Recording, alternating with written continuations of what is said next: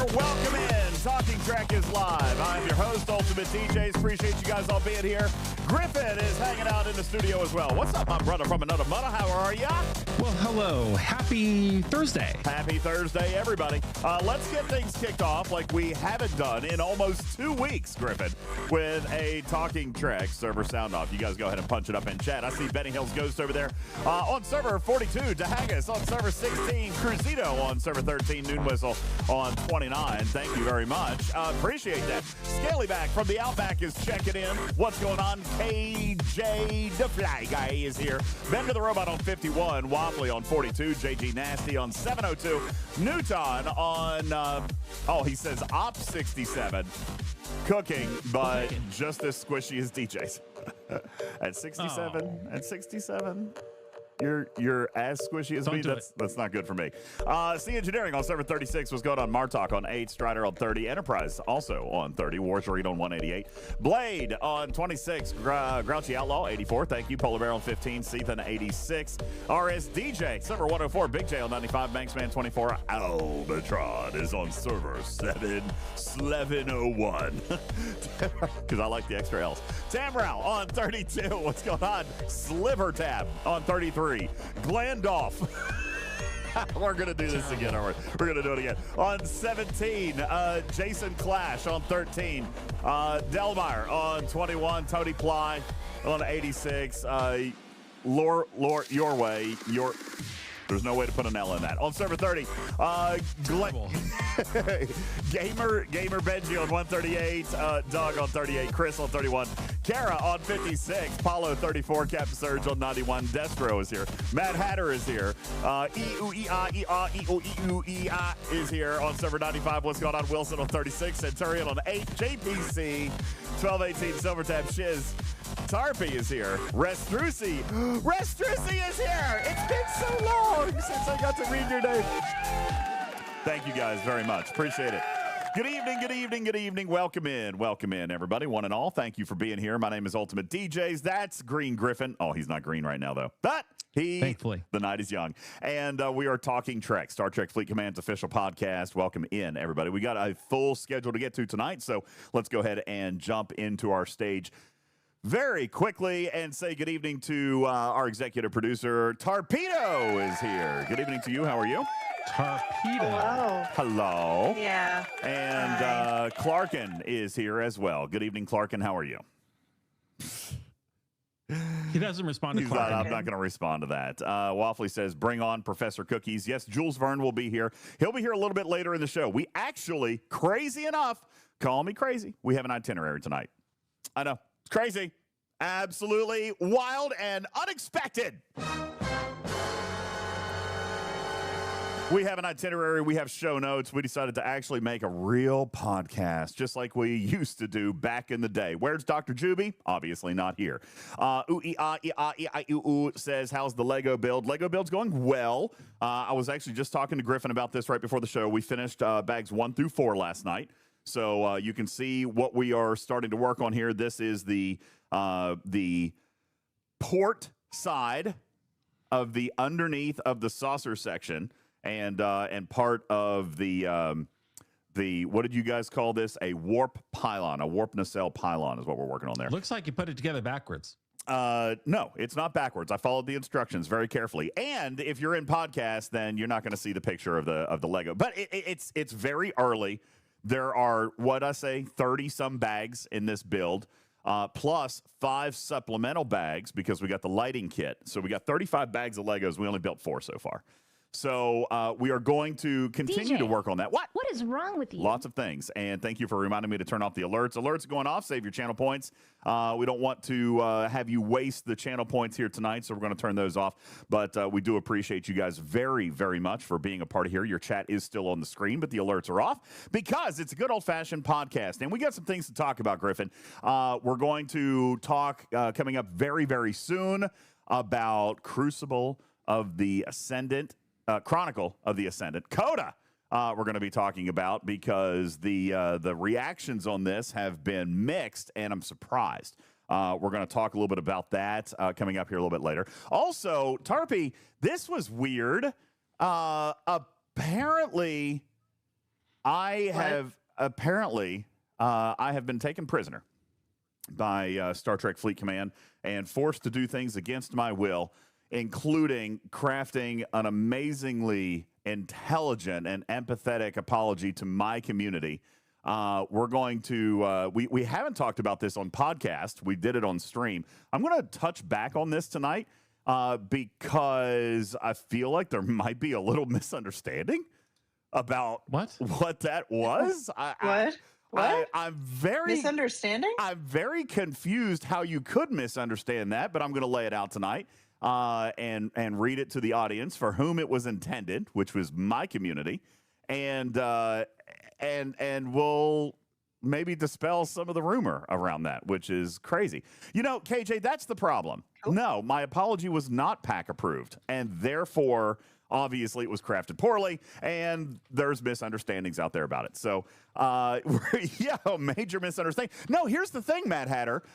Even then, like in reading my announcement, my letter to my community has been completely warped and twisted throughout other communities, even with other content creators. So I'm gonna lay that out today, just in case there was any confusion.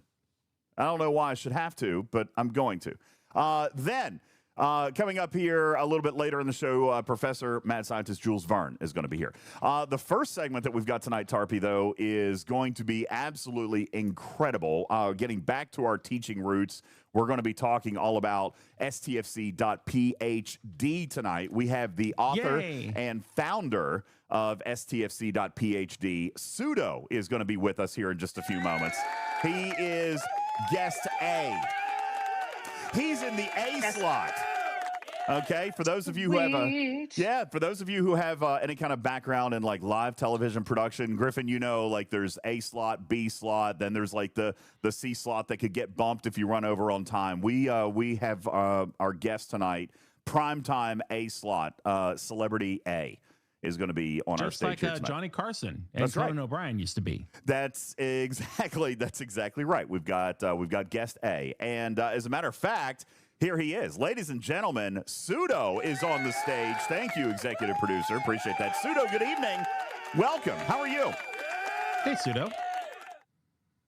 And this is going great so far. I'm going to open my drink. All right. Yeah. Oh, yes. Drinks, everybody. Grab your drinks and your green and red M&Ms while we get Sudo off of mute. We'll figure that out here in just a moment. But, yeah, we're going to be talking about STFC.phd tonight. Now, what I have done in preparation for our show tonight was ran a few extra armadas for us to talk about. I ran a couple of different scenarios, okay? Griffin, I was doing that right before show. Ran a couple of different scenarios. I ran some boosts. I ran some cloaks. I ran a couple of things, and we're going to put Sudo's product to the test here, and we're going to show you everything about all the data that is contained within your battle logs, which is crazy. So much more data that you might realize is actually contained within your battle logs. So we've got... And that's just the half of them that works. Yeah, well, actually, Sudo tells us that they're all working now. All right, they okay, Sudo. They're working now. Well, I have one of what he's having. They're working now at least as well as they've ever worked. As soon as Tarpy, what's happening here? We have Sudo, but we don't have Sudo. He's like, I blame you. I think. Would you start screen sharing in Discord as well, just so that way there's no lag between what he's talking about and Twitch? Well, I can do that, but that will not affect his ability to speak. I know. Right. So he just undeafened, which is his inability to hear. So I'm guessing he was listening to Twitch, and now he can see. So let's see if he hits the Sudo, can you button. hear me? Yeah. Well, this is what happens when we don't run tests. Okay. See, if things weren't tested, nothing would ever work. Trust me. Okay, Echo. It never gets old. It never gets old. Hey, Steven Zared, what's going on, man? Good to see you. Welcome in on chat.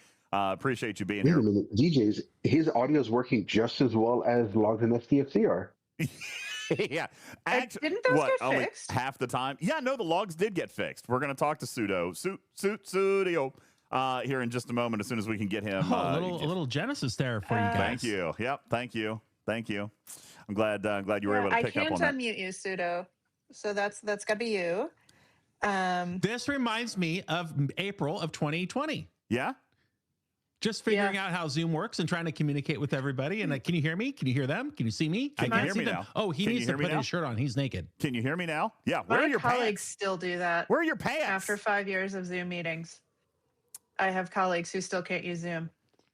Studio was a solo track? I thought that was Genesis. Was Studio just Phil Collins? It was just Phil Collins, yeah. Oh. Yep, just Phil Collins. Well, sorry, I was 4 years old. Leave me alone. You were not maybe 44. Okay. What flavor is that Ghost, Griffin, while we're trying to sort out our tech problems? This is a delicious sour strip rainbow, which you cannot order on Amazon because they ran through them at the end of the year. However, it is coming back in May of this year. So if you enjoyed your sour strip rainbow and didn't stock up like Griffin, you can get more in May. I can't. I'm trying. What are you doing? Oh, are you having a stroke? What is going on? Everything is fine. He's rage quitting the show, everybody. He's taking off his microphone. I was trying to reach my drink and my mic cable wasn't long enough. All right. We might have to fast forward Sudo? segments here. Can you hear me now? There he is. Sudo? Maybe? Studio. No. Uh-oh. He turned it sideways. Nope, not yet. Okay. I'm learning. Okay. Well, I'm we might sound test with everybody. We might have to fast forward, and we'll have to come back to this segment in a moment. Yeah, swing and a miss. All right. So, what? I saw him talk. What? Oh, I saw what? him talk. There was a bright green box around his box. Well, we are. Do you have him muted? Are you sure he's not just muted on your mixer? If he was muted on the mixer, he's in Discord. If you can hear me, that's right. If we can hear Tarpy, then we can hear Studio. Why don't we get him on Twitch? That would be a lot more involved. Doesn't that have the raise your hand button and then you can just bring people up now? Didn't they rip off Discord? They did rip off Discord. All right, let's try that, Sudo. Are you in Twitch? Are you hop over to Twitch and I'll turn on this little feature called Raise My Hand. And meantime, Griffin has lost 11 pounds this month, and just look at that jawline coming back in. Oh, ladies. Fantastic! You look wonderful. Nice. See that? Oh, great. See, if that extra pounds, I get too fat, and then I get the chubby cheeks. Waffley has a complaint. He says, I have a complaint. I keep asking for iced tea lemonade in all the stores, and they don't have it. You have to go to Circle K. It is a Circle K exclusive in the spring. It has been reissued only to Circle K, along with the colada, the original colada flavor, and the strawberry watermelon. Circle K exclusives. Is that... I thought I could get those on Amazon. Is that not true? Ghost Energy. You cannot. I can't. Strawberry watermelon? Nope, you cannot. Oh. No, I want iced tea lemonade. I want iced tea lemonade. That's what I want. Absolutely not. No. Nope, can't get it. That's unfortunate. That is I also did bring a case of iced tea lemonade flavor. for UltimatDJz on the ship, on the cruise. We went through 12 of them. Well, he did. I did. Well, it was a whole week though. All right. We're gonna have to see if Sudo can get called in on Twitch. I've got. Oh, look, call-ins are on. Call-ins are on Twitch. Sudo, if you want to raise your hand over there, but and then we'll, I guess, just hack this podcast together in post. Yeah, there you go. Perfect. Or we can have Steven Zarin come on and get an update on the tire business. Yeah, we could do that. And if that doesn't work, we could just, you know what? Let's go ahead and get the apology thing out of the way. I could do that. All right. So here's the deal. I am going to read to you a letter that I wrote to my community here about a week ago. To set this thing up, Tarpy, this is really weird. To set this thing up, at the beginning of the arc, I was very critical of the Fleet Command team because of what I interpreted to be a design change made by Billy from accounting. Griffin, we talked about this. I hate that Billy. I had been under the impression and shared with the community publicly that inside your Maverick faction store, that your Conqueror Borg Solar Armada drip was supposed to be 200 directives a day. All right, that's what I said. Based on how the events were written. based on how the events were written, based on information from the playtest, based on information from the refineries, all kinds of things. Everything I had enforced that it would be 2 starts per day. Then during week 2 of this arc, I had my monthly call with General Manager Connor, General Manager of Fleet Command Connor. You guys know who that is. He's done some videos. He's talked. You guys all know Connor, whether you love him or hate him or are impartial. I have monthly calls with him, and that happens usually during week 2. During this phone call, I was very blunt, very critical, professionally, I believe, but very frustrated with a number of things, including the directive bundle. Okay, so I then, after this meeting, I wrote this letter. Okay, and this is where I'm just flabbergasted at the fact that we have to talk about it again, and not necessarily, I guess I shouldn't say that, because we haven't talked about it on the podcast. We didn't do a podcast last week. So my meeting happened since our last podcast. Okay. And, Indeed, it did. And I think that this is appropriate for us to talk about, Mr. Kramer, because it ties into what people are saying today about CoTA.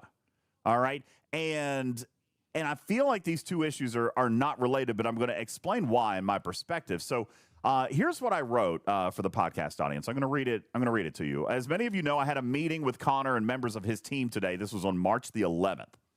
I had a meeting with Connor and members of his team today. I brought up concerns and topics that I had previously shared with the community. I want to first and foremost issue an apology to the community. This is a key word that I'm going to explain here in a minute. I want to issue an apology to the community, as well as a retraction regarding information I shared on and after day 1 about the directive bundle for Borg Conqueror solo armadas. I had originally stated that the bundle should contain 200 directives, and the structure of the event implied a need for 2 starts a day, which is all accurate information, verified on my stream. That was indeed incorrect. STFC did communicate with me that the intended design was 1 start per day. I missed that memo. That miss is on me, and I apologize for both the confusion and the delay in confirming the bundle details accurately.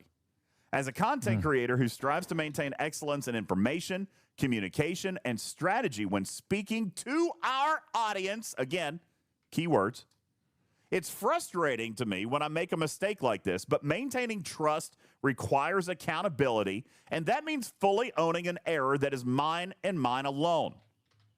To be clear, the daily claim is correct. This mechanic is built around 1 start per day. After now having a full week of claims and a better understanding of how the associated events actually function, that part of the design is much more apparent. I thank Jules and all members of our lab team for deeper insights into the Maverick tasks and how the rewards are segmented to fuel the loop. Again, I named our community. Where my interpretation came from was the live ops event structure. On day 1, I believe those events were built in a way that would require 2 starts per day in order to feel aligned with the broader loop.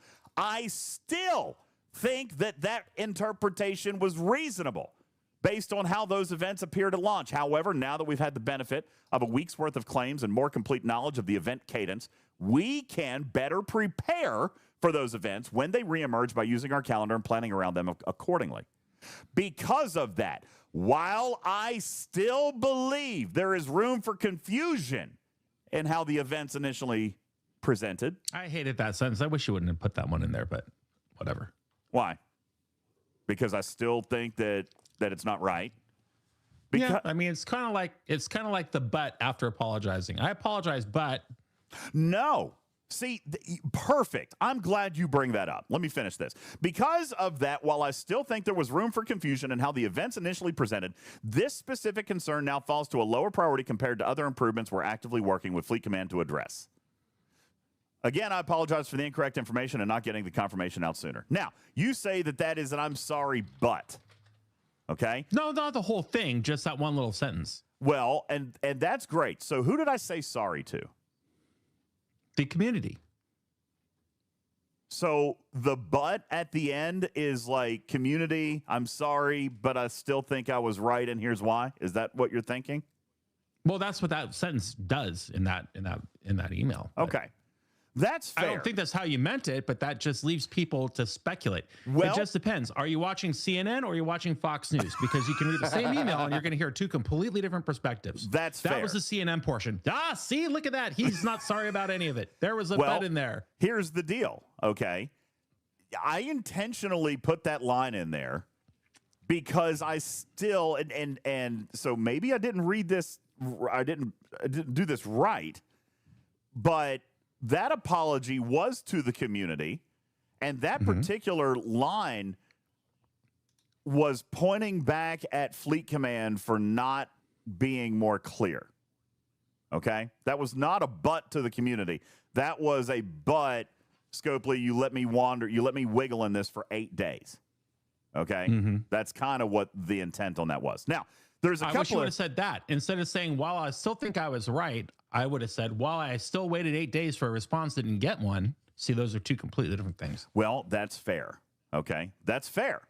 And maybe that's where this miscommunication lies. Griffin, let me ask you, because today I heard the gosh darndest thing in the community. I heard that I was owned and that I was on a leash and that my masters forced me to apologize and that this letter was an apology to Scopely. Now, I have to ask, what in the Sam Hill are you smoking, bruh?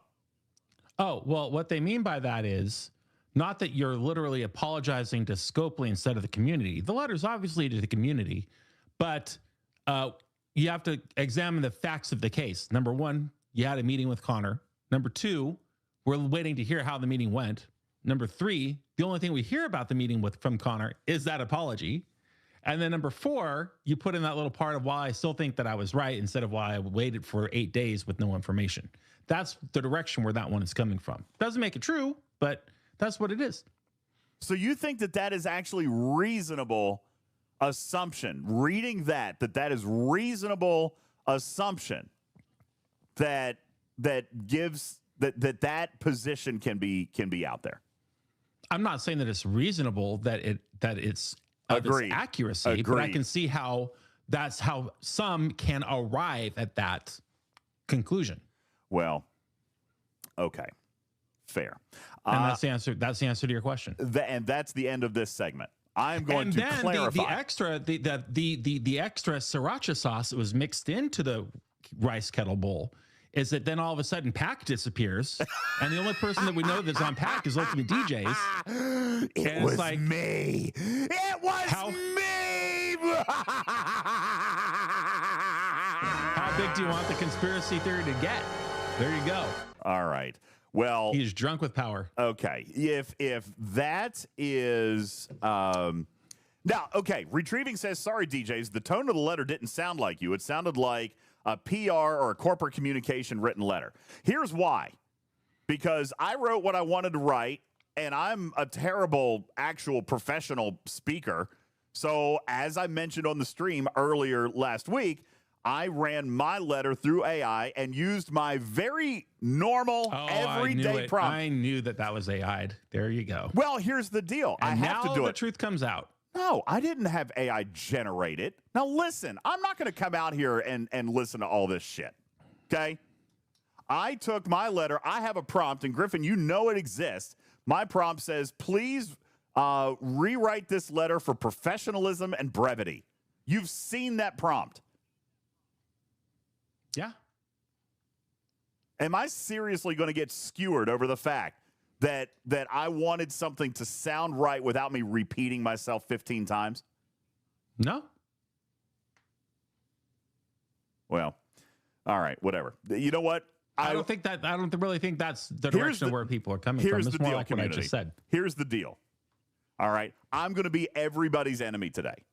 All right. I'm going to be in the doghouse today because on top of that, which is apparently some super secret spy bull crap that's going around the community. Then Pat gets shuttered up. That was totally my fault too. Then CoTA gets canceled, which, by the way, was totally my idea, my plot to tear down the community. And then after I felt like everybody was able to spend all their materials, then I said, let's bring it back. It was all me.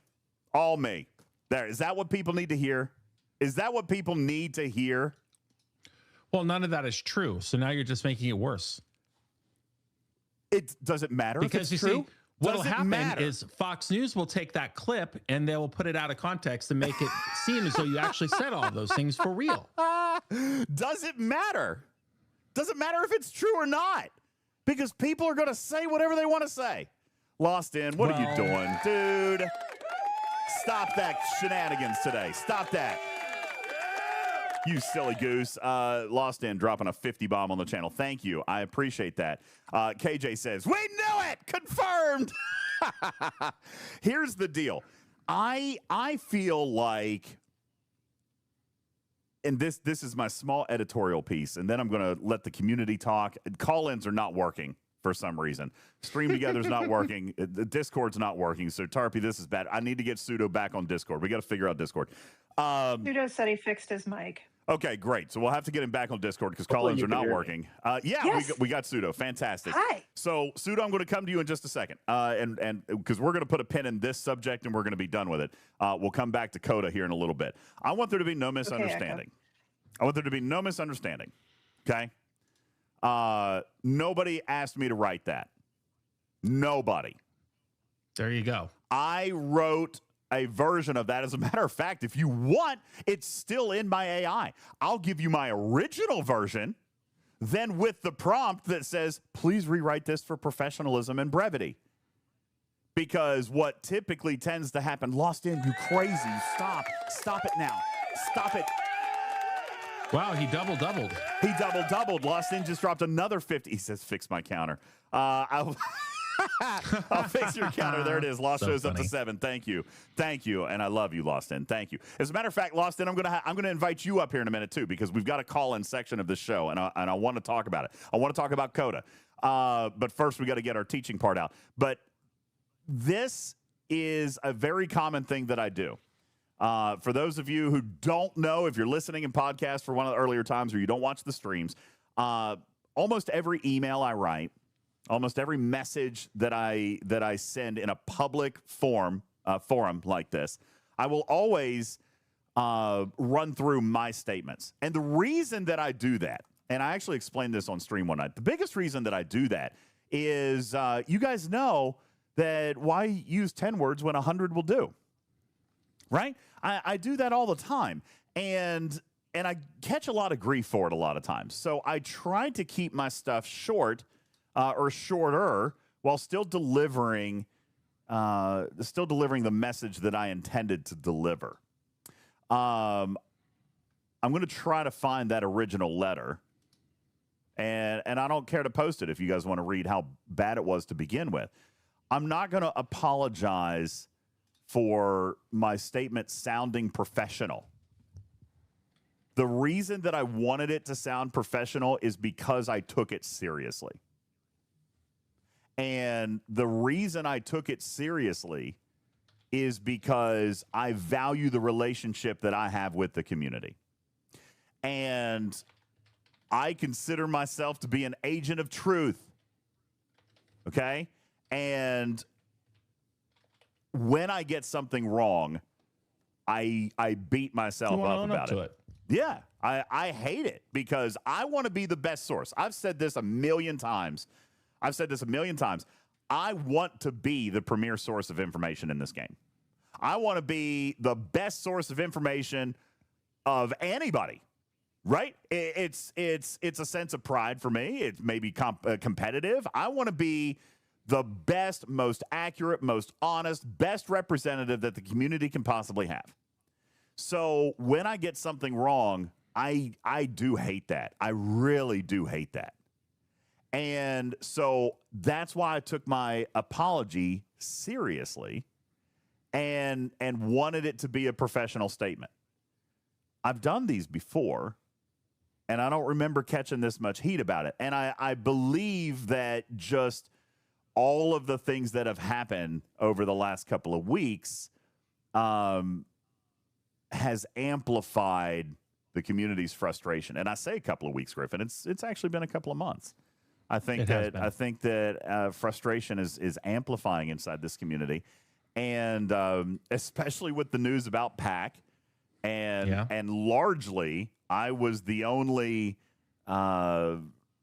largely public. There were other people that have acknowledged their role on PAC in smaller circles. I was the largest, most public figure on PAC. In a lot of places, I was the only one that was known. So that has always drawn a lot of ire, and it doesn't bother me. I got thick skin. I'm fine. But even this today doesn't bother me. But I don't want, again, we want to be the source of accurate information. So when I hear inaccurate information, then it blows my mind. So therein lies that in. I was not forced to apologize. I did not apologize to Scopely. I still remain pretty critical that they left me in the dark for 8 days. All right. What I wanted was to apologize to my community, my audience, the people who trust me and count on our team for accurate information, because I said information wrong. That's all there was to it. That's it. And for anybody to assume they know what they're talking about without having read it, listened to it, or talked to me about it, you're dead wrong. Period. Mm-hmm. Sit down. You are wrong. Sit down and be wrong. You are wrong. All right. And I don't appreciate the intentional, willful spreading of misinformation based on your unfounded opinion. I don't. And so right there is where I'm going to put a pin in this particular topic. If anybody has questions about this or wants to know more, feel free to talk to me about it in chat. Okay? Sugar Red says, I really wish call-in feature was working. I'll try to turn it back on, but it's showing blanks. Here, I'll pull it up. Somebody raise their hand and I'll show you what it looks like. It's just blank. It's not working. I can see that there are people in the queue, but it won't let me actually bring anybody up. See, here, right there's one. Right there, two. I'll show you what they look like. They're not coming up at all. They're just blank screens. See? Now there's 4, 5. But I can't click anything, can't see anything, can't click any buttons. It's just foobar. So I apologize. I'll leave it on. If it happens to start working, I'll bring somebody up. But yeah, the call-in feature is not working at the moment. If you do want to call in on Discord, I'll take those call-ins. Okay? I will. And we're going to revisit this here in a few minutes when we circle this back around to CoTA. All right? Because we also have a conversation to have about that after the break. Hypodermics, very quickly. Battle Pass winners actually got all their Battle Passes today. If you're missing a Battle Pass, you need to contact whoever you won yours from. If it was me, then send me a DM. But all Battle Passes went out today. That, by the way, is regular Battle Passes, okay? My Ferengi passes have not yet gone out, okay? Regular Battle Passes went out. The Ferengi passes that I offered additionally did not yet go out, all right? And I'm expecting those either tonight or tomorrow. All right, but the regular Battle Passes did. Ladies and gentlemen, without further ado, and we're going to circle back on this a little bit later, but we do have a topic and an agenda that I want to stick to tonight. Ladies and gentlemen, the founder, creator, and content creator within the Star Trek Fleet Command community of STFC.phd, ladies and gentlemen, Sudo is here. What's up, buddy? We got you now? Oh. Hey! Yeah, can you hear me? Yay! Got you! Hey. Sudo Udo, says Destro. Welcome. Appreciate you being here, man. How are you? Yeah, great. Long-time listener, first-time caller. Thank you very much for being here. Thank you for agreeing to come on the show. I had, let me give you a little background, man. I learned about your tool from a conversation that was being had on Candy White's stream. This was my first exposure. I never am going to forget it, Sudo, because I was so awestruck by your tool. It is probably the fanciest, flashiest, sexiest, most data rich, most freak in the sheets, most numbered centric website that Fleet Command has probably ever seen. STFC.phd, as so intense and so in depth that some people argue, in fact, that you must have a PhD in order to be able to use it. Sudo, that's why we wanted to reach out and invite you over to the show to show players how to use this tool, because it is so ridiculously awesome. There's a lot here. I know that I've spent time using it and probably have only scratched the surface in what this tool could do. So that's why we wanted to invite you on. And my understanding is that you've got kind of a lesson planned for us in how to walk through and look at all the things that you've got available inside your site. Is that right? Yeah, so there's kind of at a high level, it started out as, I wanted a tool for parsing logs and telling me all the things I wanted from a log. And I had been, had spreadsheets and stuff for a long time, but, had gotten to the point now where you start adding, the 47th column of, your apex barrier and everything else, and it starts being, kind of hard to read. So,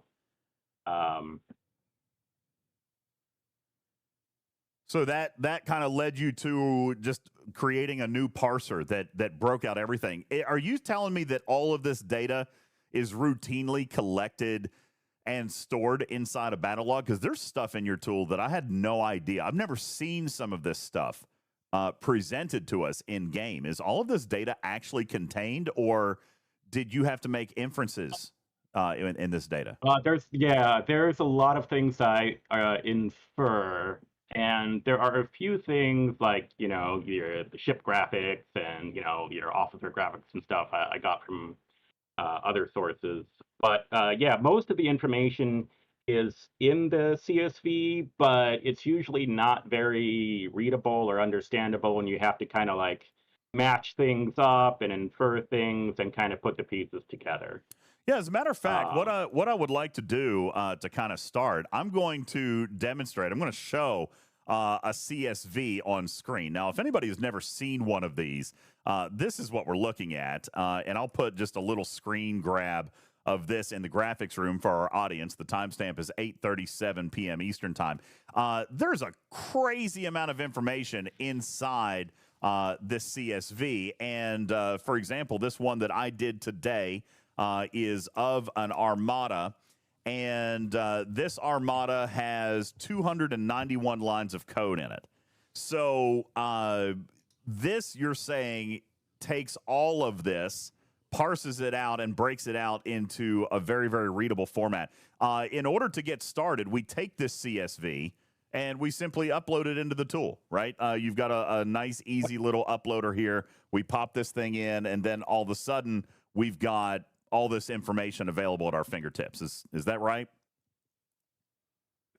That's the idea. All right, so I'm going to take this battle log that I just did. I think I actually just uploaded it twice. Here's one. Is my stream name still Wrong Day, Wrong Time? I thought I changed that. I guess it is, isn't it? Yeah, wrong day, wrong time. Okay, so we're inside here. This is my armada. I went up against a level 72 Conqueror Borg solo armada earlier today for the event, and wanted to use this as an example. So why don't you walk me through this, Sudo? Let's just take a quick peek at the information presented and talk to me about the sections that you've built and the information that you wanted to be made available to players. Yeah, so I think kind of like the very first step is like your basics, is like how many rounds did it go? What crew did you have? Who'd you have below decks? And then it starts being like, okay, was this an armada? Is this a red hostile? Is this something G7? Is this something with you're using PMC for? And then you start looking at different things kind of depending, and that's why it's kind of like there's a lot of different information in here. And you're not going to care about all the information in every battle, but there might be particular times, like like you're starting off G7 hostiles, right? What's your hull repair like? What's your ISO defense like? And looking like either in game or in the CSV, it's not very easy to figure that out. Even if you know where to look, You have to do a bunch of math to figure that out. So, as a matter of fact, you bring up a really good point. I'm going to draw another battle log here. This battle log is just going to be against a hostile. I'm gonna upload this one. That way you can kind of demonstrate what the differences are. The first one was, in fact, an armada. This next one that I did here is actually against a fighter hostile, the one of the V'ger hostiles that we got right now, the V'ger Gorn Hunters. What information are we reporting differently in a hostile environment as compared to an armada environment? Yeah, so for a hostile, you're frequently looking not so much like in an armada environment. You might be looking at, okay, which ship took the most damage, which ship did the most damage. You know, you're not looking at that when you're doing your V'gers or whatever. It's just your one ship. So, but if you look at here, like in the very kind of this top information here, like you kind of see some basics. It's like, how much ISO damage did the Gorn Hunter have? How much did you mitigate? You know, what was your shield mitigation like? And you know, for the Gorn Hunters, for example, they decrease your shield mitigation by 1% every round, right? So you might see your shield mitigation start dropping if you go for a lot of rounds. And that average will be reflected here. But if you go, you know, if you have good vengeance, you know, maybe you're only going 5, 10 rounds and it doesn't drop too badly. But if you're going 60, 70, 80 rounds, you're trying to burn it to death, your shield mitigation might get really low and you'll end up taking a lot of hull damage. And you'll be like, why can't I only, you know, kill 1 or 2 hostiles for the Gorn when I can kill the other ones? Now notice, especially recently, as you know, there have been more and more hostiles that have kind of special abilities. They do different things. And you kind of need to be able to figure out, like, oh, well, I went really long. I had a good crew, but, oh, they have a special ability, decreasing my shield mitigation. My average shield mitigation, even with Walk Carroll or Janeway or something like that, got pretty low. I do notice here just a second ago, Griffin, that he said that if you have a good vengeance, you're only going 4 or 5 rounds, while I go 20 rounds. Here's Sudo squishy throwing subtle shade at my vengeance right here. Oh, that's not subtle. Thank you very much for that. Yeah, but if you see here, your shield mitigation is 66.9%, where on most hostiles you start at 80, right? And then Walk Carroll or Janeway or something would increase it. So it's just one of those things where you can kind of see right away, like looking at the overall numbers. Yeah, definitely. If you can shorten that fight, you'll do a lot better, and not like proportionally a lot better, but just by going fewer rounds, because you'll take less hull damage. Right, because I'm at this point, the longer the battle goes on, the more hull damage I'm taking because the hostile's shrinking my shield mitigation. For example, if we come back and take a look at this armada that we did just a moment ago, they also apparently have a very similar ability, these Conqueror Borg Solar Armadas, because, well, here's mine. My shield mitigation on this armada for my vengeance, that can't... What am I looking at for my shield mitigation in this armada? So I don't believe this armada has a special ability for that. That just means like you took shots with no shields, which reduced your average. Okay. So if you go to, so if you want to look, you see like your vengeance there had a 32 point, or sorry, your shield mitigation.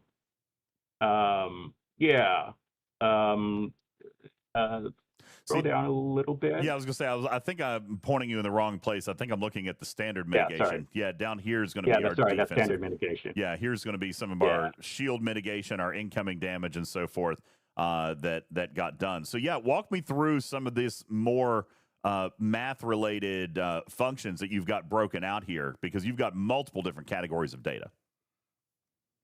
Yeah, so the defensive tab will show you your different mitigations, your standard, your ISO, your apex barrier, your shield, and we'll show you your hull repair. Oh, it even shows how much hull has come back too, as well, right? Yes, yeah. So if you scroll down a little bit, you can kind of see the percentages for each of those. Oh, yeah, here you go. Scroll down a little bit. Yeah, here's my shield mitigation percentage per round.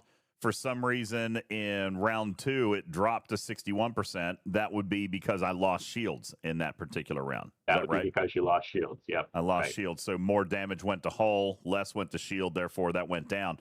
But in these first couple of rounds, even you've got this broken down to sub-round. For those who don't know what sub-rounds are, those are basically the cycles of weapon. So inside a traditional battle log, you have your round, okay? But the sub-rounds cycle every single time you trade a weapon. So if against a hostile, they always fire first, right, Sudo? So they shot me with one weapon. In this particular case, it was 2 shots. Then I shot back with my vengeance. In this particular case, it was 4 shots. And that concludes sub-round 1. It's just a volley, right, Sudo? Is that how you would describe it? Yeah. You, enemy. And to be clear, it's not shot, it's weapon. If I've got 4 shots that come out of one weapon, they have 2 shots that come out of one weapon, then it's a volley of 1 weapon to 1 weapon. However many shots that includes, that is 1 sub-round. So when we're looking here, you're even breaking these down not just by round, but also by volley as well. So you can really hone in on some very specific data that's happening inside the battle log, right? Yeah, because sub-rounds are fairly important for the game mechanics. A lot of officers trigger after a particular sub-round. There are, there are things that like Gorkon, for example, will trigger after a sub-round, or something like, Walk Carroll triggers after a sub-round, Janeway after a sub-round. Like, all these kind of things are important for the sub-round, and you kind of need to understand, because otherwise you'll just be kind of confused. Like, okay, why did Walk Carroll trigger 2 times in this round and 4 times in this other round? And if you don't understand the sub-rounds, you don't have the context. So to put this in layman's terms, a sub-round or an officer that procs after a sub-round is typically defined as one that is procced by a battle mechanic. For example, looking here in my in-game mechanic or in-game battle log, Walk Carroll is an example that Sudo just used. When you take hull damage from a non-armada hostile, then it'll increase your shield mitigation by 15% for 1 round. So that requires a volley. All right. She can't proc, for example, before battle begins. Why?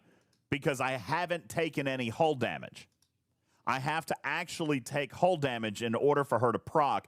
Then she procs, and her effectiveness, her shield mitigation boost, is then active for the remainder of sub-rounds within that round. So because my Walk Carroll is only 1 round, Sudo, that doesn't extend to the next round. It basically gives me the duration, the remainder of that first round after she procs. So that's where the sub-rounds are really, really important. She won't proc for sub-round 1, but for any subsequent sub-rounds within that round of combat, then Walk Carroll's going to get me a benefit, right? And this is exactly what we can see here when you take a look at damage per sub-round, shield mitigation per sub-round. I am curious if my Walk Carroll, if I come down to my shield mitigation on this one, I should actually see my shield mitigation, and there it is. Perfect example, Sudo, right here. My shield mitigation was 81.5% in sub-round 1, but after Walk Carroll procs, you guys can see my shield mitigation goes up to 100% for the rest of that round. That's because of the breakdown of sub-rounds. And if players are not super familiar, as Sudo says, with how sub-rounds work in this game, it's the core of combat, really. A lot of officers are required to have some form of order of operations. Sudo. So that's why I kind of ask, when you look at this particular method of parsing the battle logs, was this, I hate to say, was this a complicated thing, but there's a lot more information than meets the eye. How were you able to piece this all together in such a way that makes easy sense to code? I've been doing this a long time, I guess, is the answer to that. Like, the sub-rounds are not coded in the CSV. I have to deduce that from the actions and the order of the actions in the CSV. So looking at the CSV... answer to that question I expected to hear was, well, I really love Star Trek Fleet Command, and I don't have the first idea why this data is not available for me to view in game. So I just wanted to make a tool to show everybody exactly what the heck is going on around here. That would be a solid answer. We hope that that the Fleet Command team kind of hears on stuff like this. But then again, Sudo, your tool has been making its way around. As I mentioned, I found it on Candy White's stream. All right. Candy White and I chat a lot. He does great stuff for me, gives me great ideas and shares a lot of information. I was watching his stream and I saw this, and then we started using it on our stream. When did you launch STFC.phd? How long has this been a project of yours? I kind of quietly launched in the first week of January. So it's, been a little over 3 months now. How have you found the community's reception to it? Is this just blowing up web server traffic on the backside? Is it growing pretty rapidly, or are players understanding how to use it? I've seen some really good growth, and I've seen a lot of support from like other people in the community.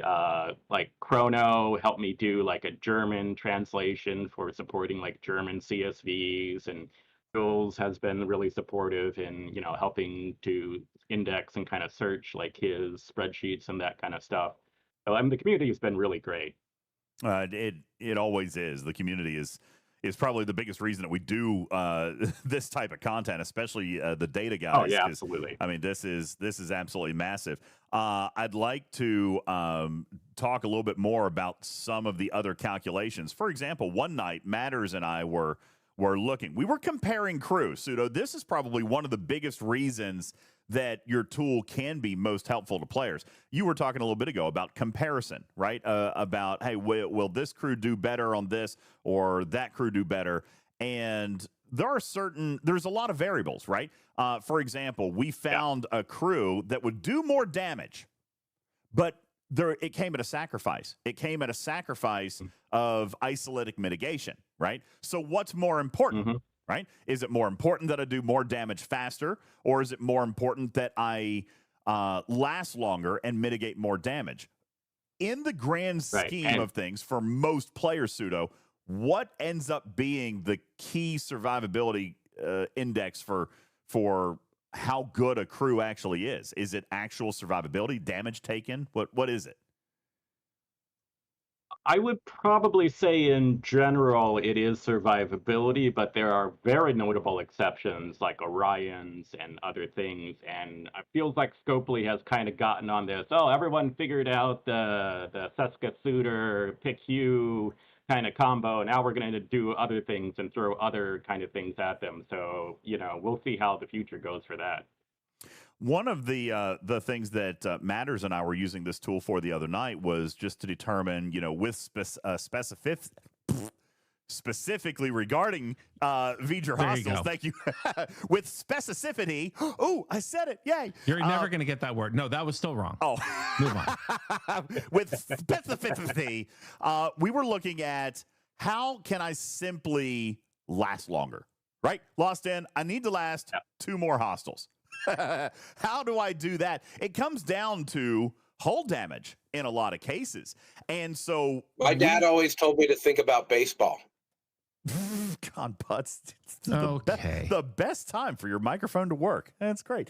Well, we're talking about, like, with regards to the V'ger hostiles, if I need to do so many hostiles and survive and do less cost on repair, in that specific instance, Sudo, my goal is the least amount of damage taken, right? So that was the comparative feature. And you've got a way in here for us to compare that as well, right? If we change crews around, there's a comparison tool in here as well. Yep, there is a comparison tool. Walk me through that. Go up to the... Okay, we can go up to we have like the the kind of reports and comparison here, and we can just, toggle on the comparison, and then you just select the reports you want to compare. You can do up to 3 reports right now. Usually 2, but sometimes I'll do 3. All right. So let's look at 2. I've got these 2 reports. I've got them checked. And then what? I just click the compare button. And then this gives me an option of the variables that you would want us to look at, right? Walk me through this. Right. Which seems to be lagging a little bit. Let me see if I can get it to refresh here. If it helps, okay, yeah. So if it helps, Sudo, I do have a direct view, a real-time view inside Discord. If that would help you, right here on the stage that you're on, I've got a little. Yeah, it's okay. Yeah, I would just go ahead and leave them all on by default, because we can hide them later. Okay. If we decide that some rows don't matter, there's a little button for hiding it, because that's usually what I do. I just click go, and then if I don't like it, I'll just hide it later. I don't usually know ahead of time which ones I care about. All right. So in this particular example, I'm comparing 2 battle logs, one of which apparently I used Badgie as captain. Badgie.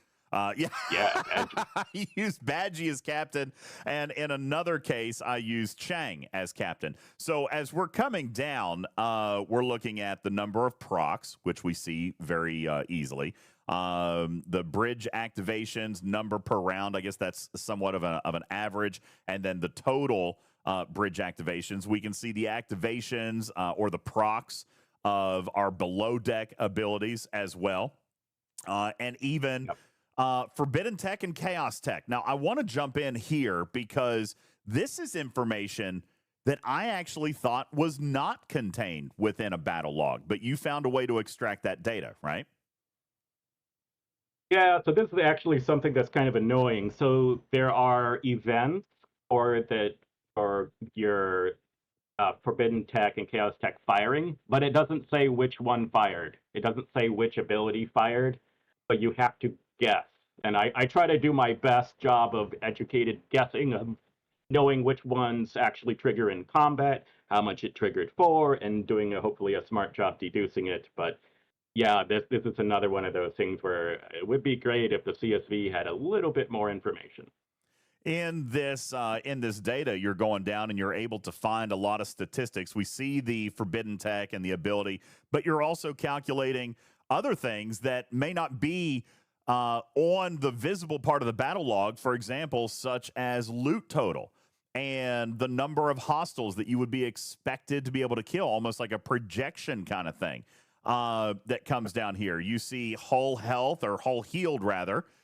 This would be, for example, primarily pick hue in effect here, right? With how much hull they've been able to repair.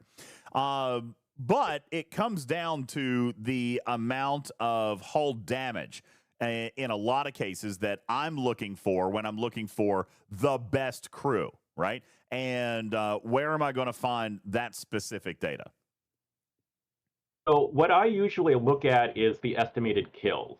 That's kind of my #1 metric, and that is kind of how much net hull damage, so the damage minus the repaired, net damage you took, compared to how much of your base hull damage. It might be a little confusing, but your undamaged hull, right?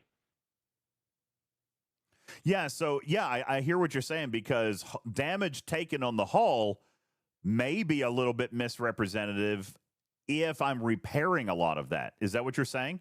So that the actual number of projected kills might be a better indicator of how that crew performs, because you might be getting more hull health repaired. In this case, I did, right? The number of hull repaired was 75% across both, so my ability was the same. I did heal more hull in this first battle, but because my hull percentage was the same, that just simply means this battle went longer, and as a result, took more damage. If I'm looking at the number of estimated kills, if one crew is going to give me 2.5 estimated kills, the other one is going to give me 3.8 estimated kills, then essentially between these two examples, I'm projected to get 1 extra kill per hull with crew B as compared to crew A. Is that a fair summary? Go. Yes. Yeah, and that's usually the thing that I look at first, and then if something is weird with that, then I may dig into kind of the other stats. But kind of my number one stat I'm looking at is, okay, how many of these things am I going to get before I have to like go repair, right? So one of the things that we were looking at here the other day specifically was critical damage. There's so many different forms of damage that exist today, Sudo. Yeah. I mean, it used to just be standard damage, right? You had your mitigation, then you had your shield mitigation, then you had hull health, right? And that used to be it. But now you've got isolytic damage, isolytic cascade, isolytic defense. Then you start in with apex barrier, apex shred. All of these things have complicated the battle formula. Can you walk through the different areas of a battle and show us where we can find each of these specific pieces of data and what they mean inside of a battle log? Yeah, so why don't we look at the sim tab and go down, scroll down to the bottom. You can kind of see there's kind of a chart that shows the flow of damage for. It's not super useful in itself, but I think it's very useful in showing players how do the mechanics of damage work, your isolytic and your standard. And you know, your apex barrier, your shields, your hull repair, and it's at the very bottom of the sim tab. I am looking bottom of the sim. Oh, I was on the wrong tab. Okay, here we go. Oh yeah, okay. Look at that beautiful graphic here, Griffin. So we start with mitigation, post mitigation damage. Then we go into mitigated through apex barrier. So this is even giving you kind of the order of operations in which Fleet Command actually works, right? You've got your standard mitigation first, then apex barrier, then your shield mitigation, and then what's left over and goes to hull damage. But then one thing that we kind of forget about is even once you get to hull damage, you're repairing hull damage in the field these days. So it ends up being net hull damage, which has basically added another form of mitigation to your formula, so to speak, right? Right. Yeah, it's kind of awkward. It's like, well, is hull repair and mitigation? It's like, well, not really, but kinda, you know. But anyway, this is kind of, you want to think about the flow or show someone who's not familiar with like the mechanics. Oh, this is kind of a good visual indicator of how does the damage go through the different, you know, pieces of, you know, the mechanics that we have now? Because it's pretty complicated, and even if you know the mechanics, it's really hard to just look at your combat log and figure it out.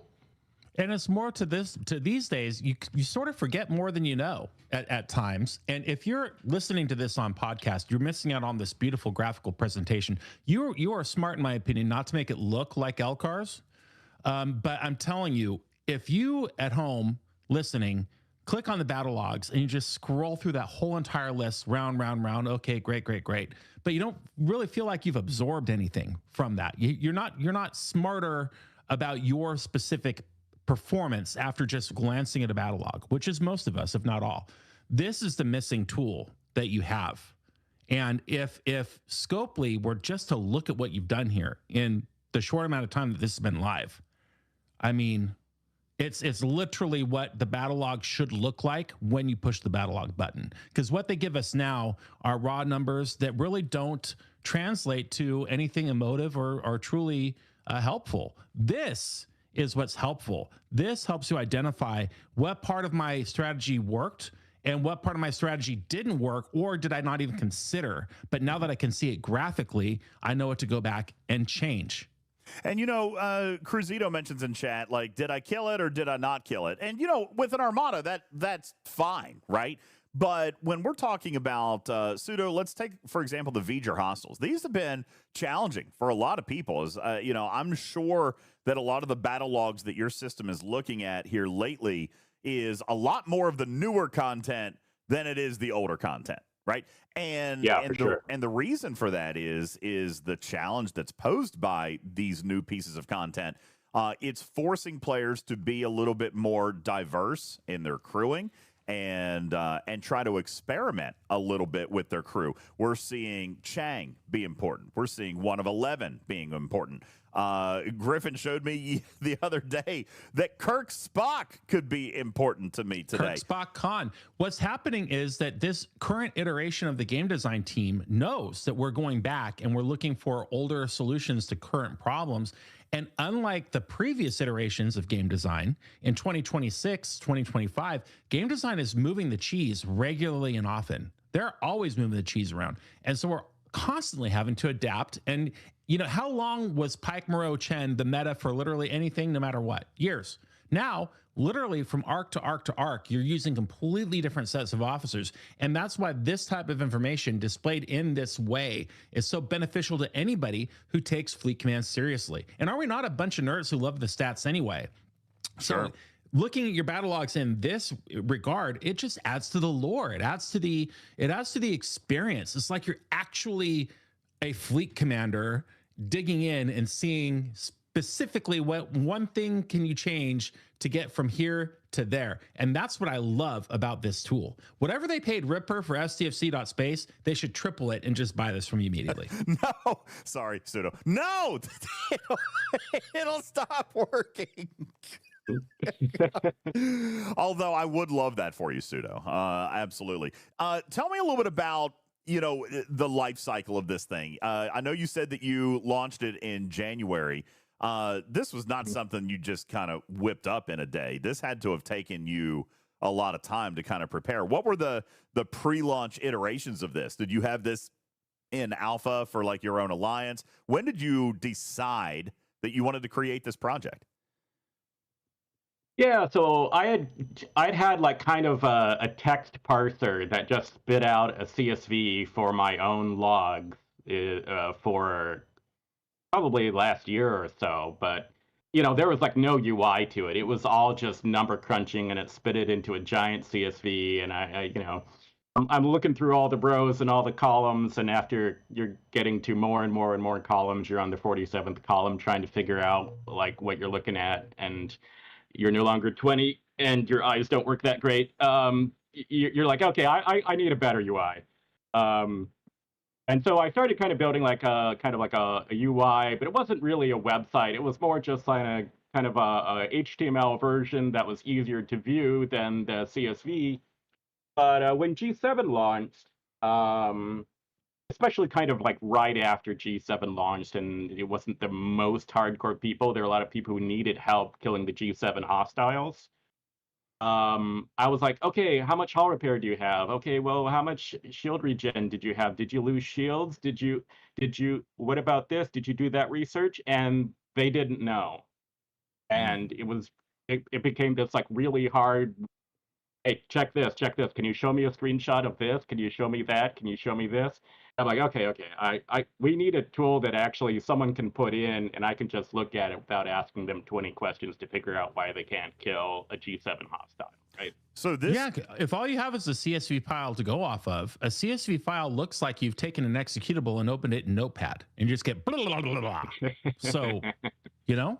well, not only that, but I love that this comes from a place, again, it always circles back to this. It comes back from a place of community for you, Sudo. Like, you were trying to help people, you were educating, you're teaching players how to improve their game and how to do better in their game, and realizing that the tools that players had, or even the tools that existed within the community, were not sufficient in identifying the actual core mechanics that are necessary for us to be able to improve ourselves. Cruzito, you mentioned in chat, like, yeah, I kill it or I don't kill it, but how do we get better, right? It's so much more than that. And I bet you if you ask him, you would tell us a lot of the conversations you have about players involve in some way, shape, or form, I need to get better at this. And so that's what I'm going to not only focus my game on, but that's what I'm going to go out and buy a pack to improve. right? I mean, this has to drive some sales. It's always Well, Miss about the Griffin. facts. What? It's always It's about true. Puts that Spock through, and he'll discover that Spock's doing nothing. That the site would show him that. Well, no. Kirk Spock Khan is supreme. Oh, who's talking crap about Kirk Spock Khan? It's Kirk. I am. I'm saying Spock's not doing nothing. Spock He is so. The only thing you're getting is the morale from the shields. That's what's carrying it. So change Spock.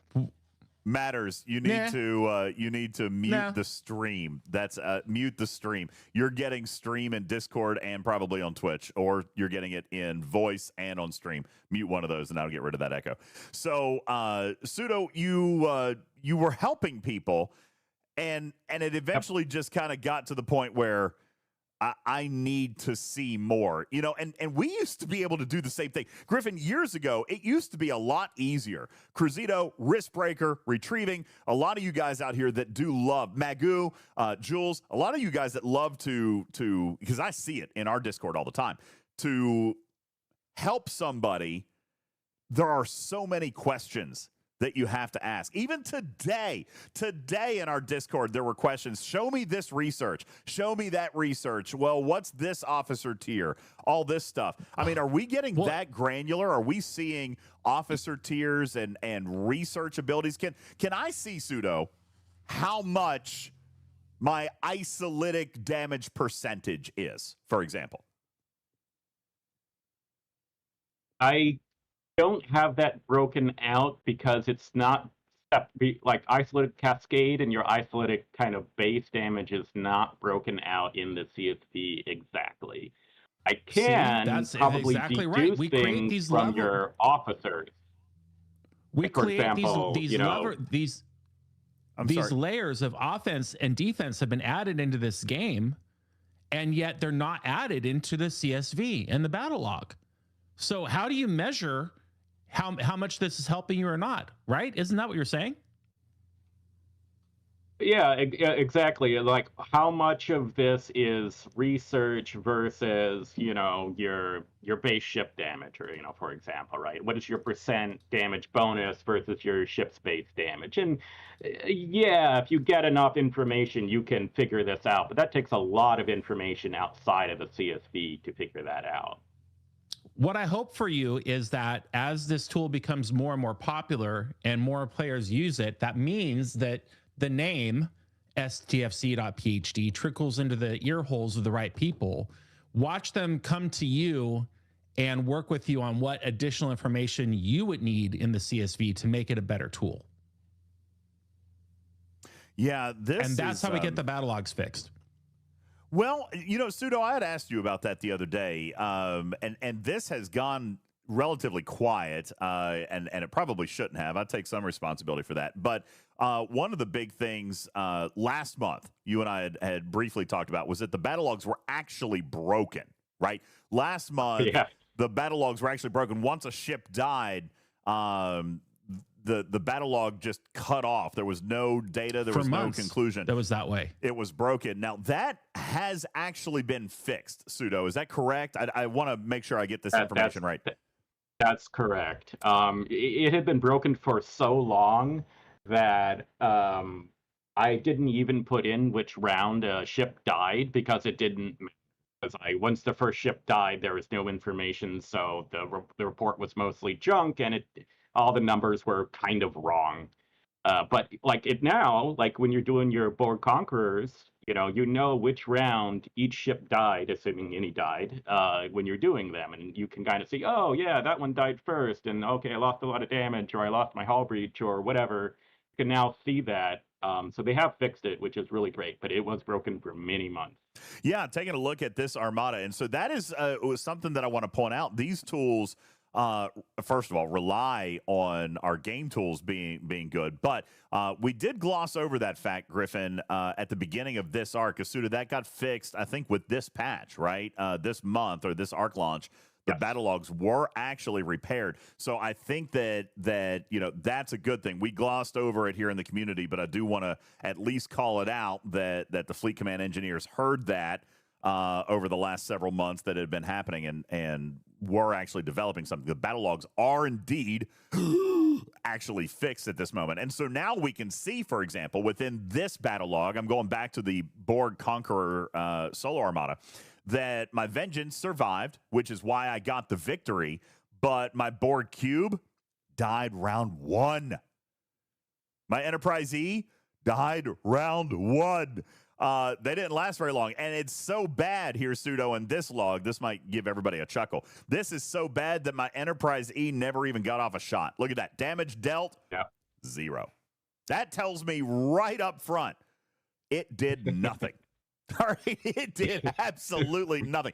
It was it took a shot. It took one shot. That's right. It was as effective as Canine Tooth taking Akira up there. That's how effective it was.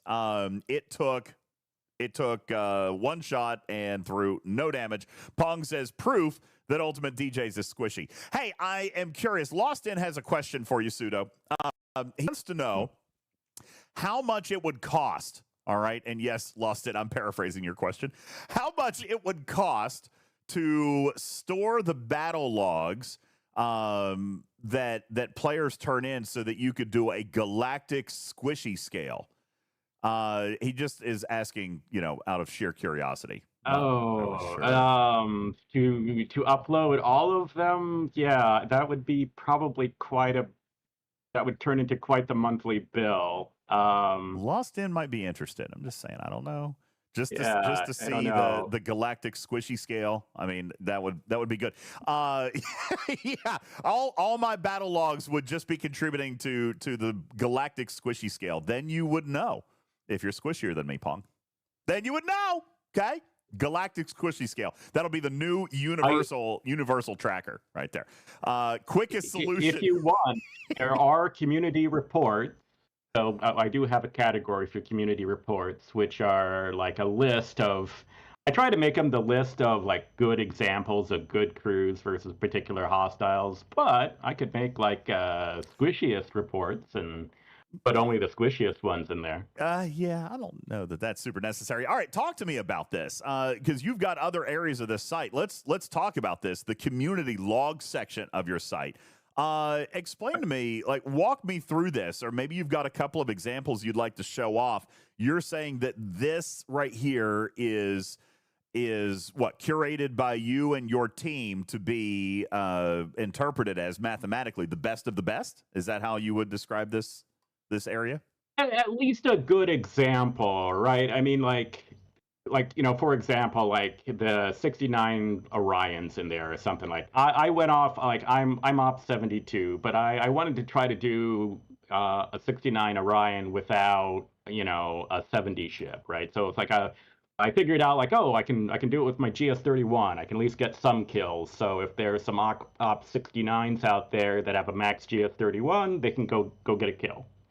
That is wild, guys. So if you're in podcast, I know you can't see this right now, but this is an opportunity for the community to contribute to each other. So I'm going to show you this screenshot. And this is publicly available. You can upload your own battle logs to this. And I'll put an example of one in the graphics room. The timestamp is 9:18 p.m. This is exactly what Sudo just said. His Junker versus a level 69 V'ger Orion. It shows his crew. It shows his below deck officers. It shows his forbidden tech. It shows his chaos tech. It shows everything that he used in order to be able to get this kill. This is a level 75 Junker that took out a level 69 V'ger Orion. That's no small task. And I'm going to point out, look at the crew that he's using, Griffin. Again, going back in the day, unorthodox crew. He's using Harry Mudd as captain with John Harrison and looks like is that section 31, Giorgio? Let me look at your officer section here. Section 31, that's Giorgio. A great crew. That's brilliant, actually. And this came from you just testing a bunch of crews to find out what was going to give you efficacy, right? Yeah, like, I mean, I can go kill it with my vengeance, but like, not everybody has a vengeance. So I try to have examples for other ops ranges as I can. But yeah, if other people have like, hey, this is a good example for an op 65 or 60 or whatever, send them my way, and if it looks good, I'll put it up there in the community section. So, yeah, to clarify in chat, Jboo, he's not saving these uploaded files. These are community logs that are curated by Sudo's creation team, right? So, like, if you had an example, if you had like that champion log, right, that you thought, wow, look at this, I think I cracked the secret, I've got the best solution, you could send this over, you submit it. Is there a way, Sudo, right now for players to submit these logs maybe through the tool that they can flag them for use in the community log, or do they need to send them to you like via email or on Discord? How would you like the community to get involved with your team? Yeah, send it to me on Discord right now. I have been thinking about some way that people could try to like have it like submitted, and then maybe I'll have like an approval process or something like that. But right now, it's just a manual thing. You can PM me on Discord or whatever, and just, hey, I think this report is pretty good for an Ops 55, right? I don't have very many of the lower ops. I would love more examples for the lower ops. Well, that's exactly where reaching out to the community is going to do great things, because this is a brand new community tool, and this is something that we want to get out there. Now, real quick, Sudo, is when these logs are uploaded, can you explain to some of the tech guys out there, like, what happens to these logs? Like, are they stored somewhere that they can be called upon later, or is this more of like a UI built for us as an account? Is there a login? How does somebody begin using your tool? Yeah, so by default, these are just stored like in your local browser. Like, I don't have access to them if you don't do anything with them. If you just are uploading, the upload here doesn't really actually go anywhere. It's actually on your computer. But there are two ways that you can actually kind of, upload it. One is when you share it, that actually does get uploaded to the cloud, so that can create a link for other people to see it. The other thing that I haven't really mentioned a whole lot, but in the settings, you can actually sync your account, which will zip up all your files and back them up to the cloud. And then you can restore that either on that computer or a mobile device or another computer or whatever. Oh, that is brilliant. I mean, you can import all your officers, and this is compatible. So you've been working with the other creators. You've got import tools here for Spock's Club. So if you do a Spock's Club sync for all your officers, you can import your officer roster here, zip up all your logs, share your logs. I mean, this is the ultimate community library. And right now, Sudo, it's being utilized. This is what I said the other day. I feel like looking at this site, I am using like 10% of it. Right? There's so much data in it. I'm using such a small fraction of what you have built because of how much you've got in here. Look here. Matters, this is something you and I were looking the other day. Here's this Gorn Hunter log that I just put up. And we are actually seeing within the sub rounds the number of critical shots that I fired, my critical shot percentage, the amount of damage that I'm getting, critical damage percentage per sub round. So you're even going to be able to identify where you're getting the stronger amounts of critical damage, hull breach damage, et cetera, based on how the officers proc. I mean, this is brilliant right here. Well, that's the one obstacle. How many different pieces of information there are to get out of here. We need a series of videos, please, on how to use your stuff. Thank you. Yeah, listen, you made a great site. Now create a whole library for people to be able to use it. When you were making this, and I assume are still iterating on it, is there another version? Is there a next step for you, Sudo, with this product? Is there more data that you're wanting to put in? There's tons of stuff. So I'm working with some other content creators to try to make some other things. I will leave it to them to do their announcement when they're ready. But even just on my own, like I'm using like Quasil's data for like which officers work on which targets, and that's for example like how I get my my morale, haul, reach, burning, and assimilate uptimes were from being leveraging like his data on that, so I didn't have to go in and do all that kind of stuff manually. And I want to do more with officers, like I think would be great if in the sim you could like swap out your officers and have a decent idea of, well, what if I change these officers to something else instead of manually adjusting every single statistic. What if I just knew how officers worked and tried to replay the battle? And that is something that you have over here in the sim tab. And this is where we'll get ready to wrap up because I appreciate your time and I know the time zones have been tough. Where are you from? Anyway, Sudo, I think I was told that you have like an interesting time zone situation with us. So I appreciate you making the time to be on the show. Oh, I'm in California. I'm good. Oh, gotcha. Okay, so it would, yeah, that's what it was. It was early. It was during your workday when we were going to start the show earlier. That's what it was. Tell me, as we get ready to wrap up here, inside your simulator, this is actually where players can tinker with their own numbers to simulate what might happen if we tier up an officer or tier up a ship or upgrade a research, right? Can you run through this tab? Give me a break. Come on. Very, very cool. Can you, this might be one of the coolest tabs on the entire website. Sudo, can you spend a couple of minutes here to run through your simulator tab? Yeah, so this is probably the kind of like the most complicated, but one of the most rewarding parts of it if you're really into the numbers, right? So, like I was especially with the G7 hostiles where I'm like, I really got to build this out because, there are people with like a tier 2 suitor and like a tier 3 Seska, and they're like, well, I'm getting killed in round 20, and I'm like, okay, well, if you just had a little bit more shield regen, and we could like tinker with this, would that have got you into the net positive, or was your isolytic defense too low? And that's why you're getting hammered every round, and that's why your shields are dropping.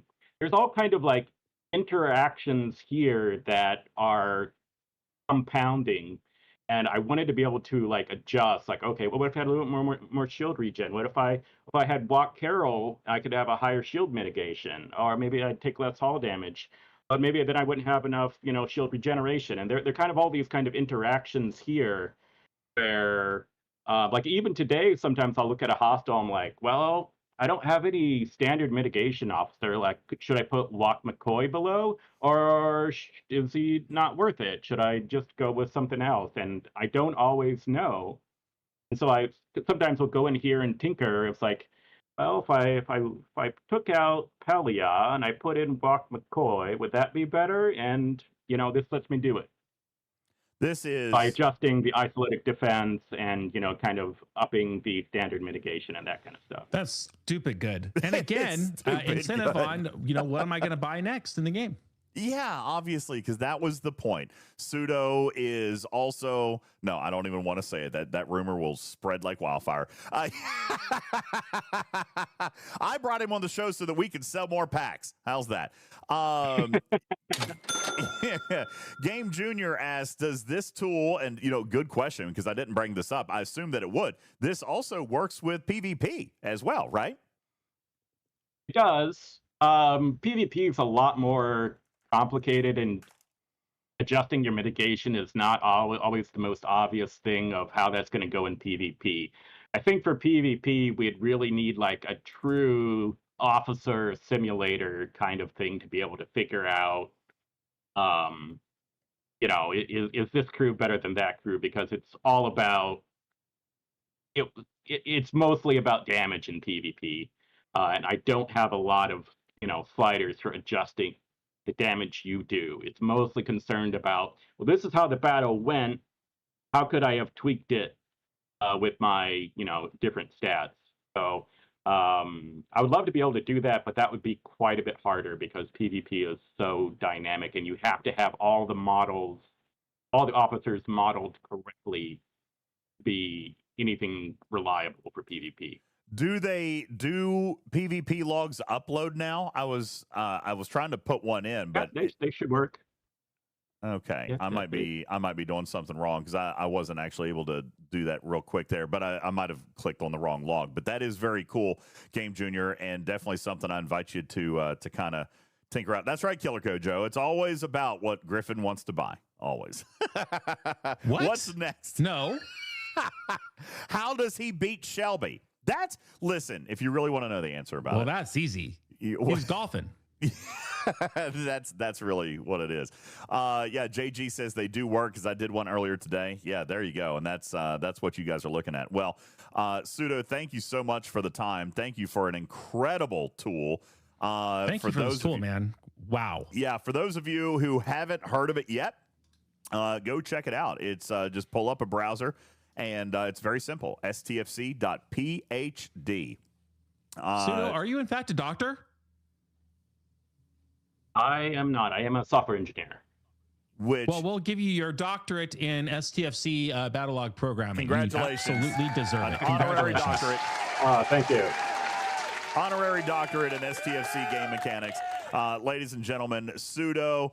And real quick, if they will you send over your Discord link if they want to find you to be a part of your community and listen, as he kind of mentioned, months and months of development, over a year in development prep.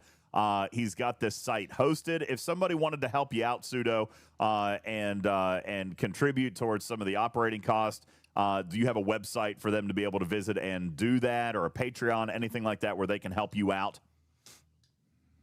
I don't, but you can just contact me on Discord if you really feel the need to. But I spent quite a bit of work trying to keep the cost of the site down so that, no one should feel obligated to need to support like this tool. Then it can be just run as cheaply as possible. That's kind of why everything isn't uploaded to the cloud by default. I'm trying to keep costs down, but I mean, there's always better and bigger things we can do. So, I'm not saying never.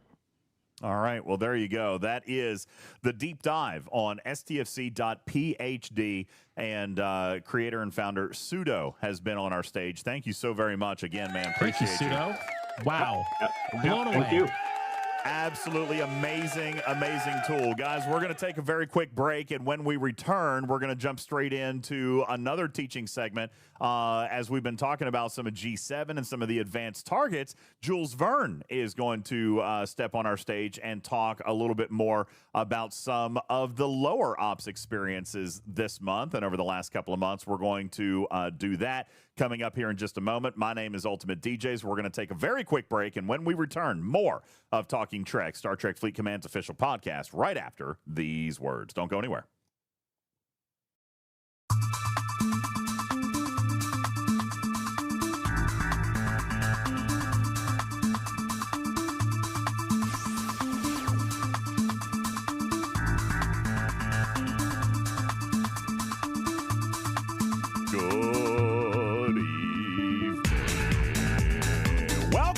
Appreciate you guys all being here. My name is UltimatDJz. This is Talking Trek Live. Thank you for being here.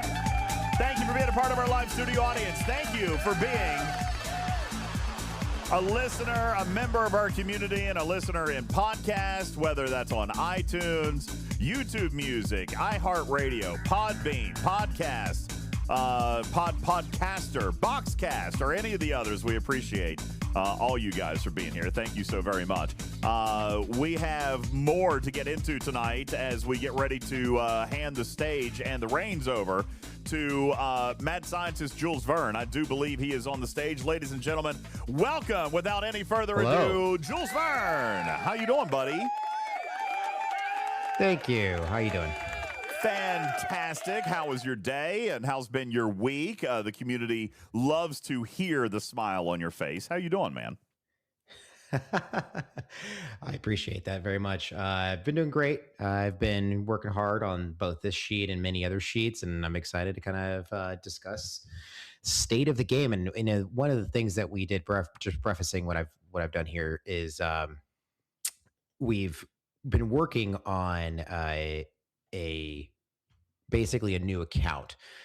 This has started with Hammy actually on the ship while we were there for the cruise. And I took that account and I kept going with it just to kind of see what was going on for the low ops and mid ops experience. So this is going to be a little bit of a exploratory phase for that. Yeah, one of the pieces of content that have not yet actually been published yet is, in fact, a brand new player's guide that Hammy and Jules worked together on while we were on the ship, which was super interesting because basically what they did is they sat down and violated TOS by making a new account on the same device. Yes, I just did it with a Scopely staffer sitting next to me, so it's not my fault. Yeah, absolutely. Sat down and had an opportunity to create a brand new account.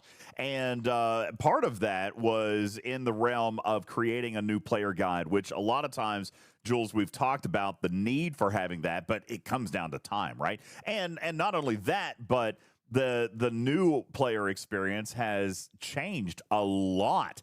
Even in the last 6 months with the introduction of mid-ops and the introduction of a lot of the new events and field trainings that have been launched for early-level players. So with that, we're going to kind of give Jules the stage here to present to you 20 tips and tricks for your 20s as presented by Jules Vern. Love that. Love it. Not enough twos in there. There you go. So, Jules, we're going to start a brand new account. This is a great opportunity for brand new players to get associated with the community, to get associated with content, and get associated and learn about some of the mechanics inside Fleet Command as a brand new player. What are some of the first things that we need to know? Well, starting a new account is a whole another topic, and there's a whole video on that's going to come out later. But I think one of the big things is a brand new account is super fast to progress. I think we got to level 9 within about an hour, and then after that, it was a little bit of a slow crawl, but there is a lot to speed that up.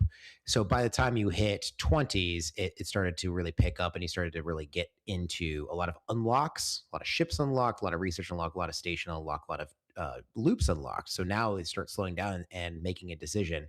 Do I want to progress quickly?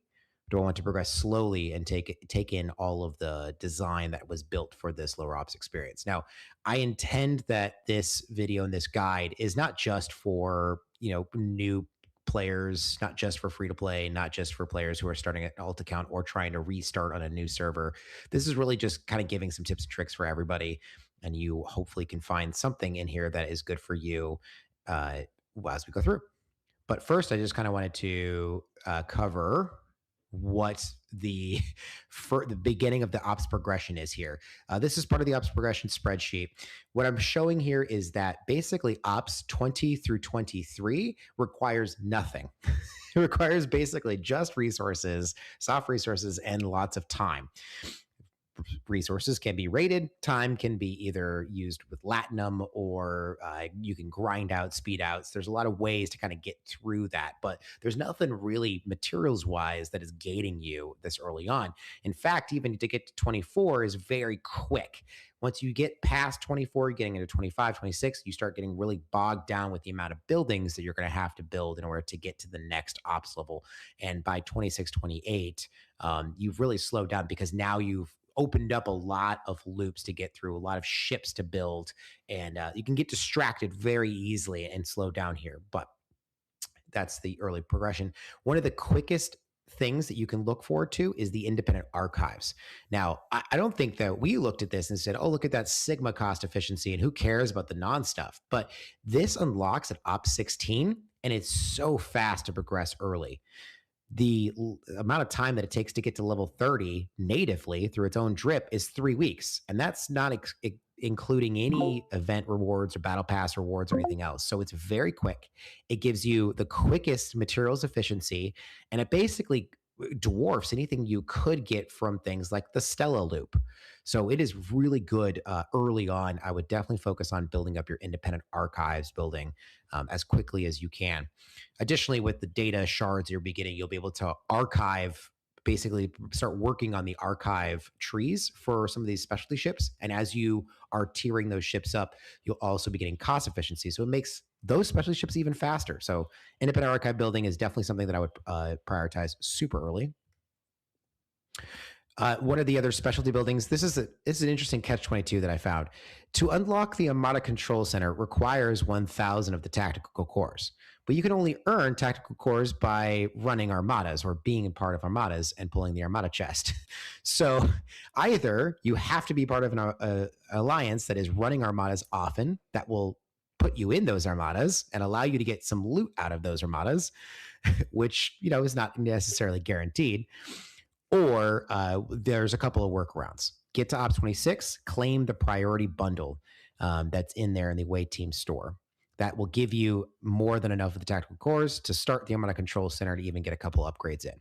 Or there is a pass milestone. A couple of the battle passes actually have these as rewards in them. So a couple of different ways of working around that in case you don't have an alliance that wants to help you.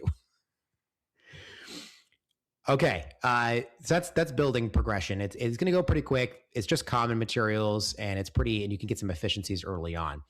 Now, moving on to the ship's progression. So your first specialty ship is technically the Baby Jelly, but there's no loop really associated with that, so I'm going to kind of skip over that one and the North Star. The first loops that you'll interact with are the Franklin and the Botany Bay, and in the account that I started and was kind of playing through, those have been worked on only because there was things to do. It was easy to do those loops. But there is also some other loops that I'm actually looking on prioritizing sooner than later, including like the Reliant, because of how good that loop is. And now I'm starting to think about, okay, well, I built the Saladin because that was my love when I was in the 20s, and I really wanted that Saladin back again.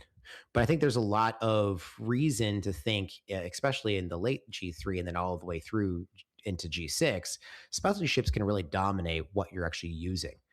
So here's just all the unlocks for all the different ships. What I would probably focus mostly on are going to be the Meridian, the Reliant as well, probably the Vidar, and some of these other ships will just come naturally and natively. The Jellyfish and the Jellyfish and the North Star. Now, these two were pay-only ships. And in fact, there is no regular, I'm going to put that in big air quotes, regular sourcing for these two ships through something like a loop or cosmic cleanup or some other type of thing that we know is always going to be there. However, they do appear in event stores. One of the very first battle passes, I'll talk about battle passes later, one of the very first battle passes players will interact with is called the Pioneers Pass.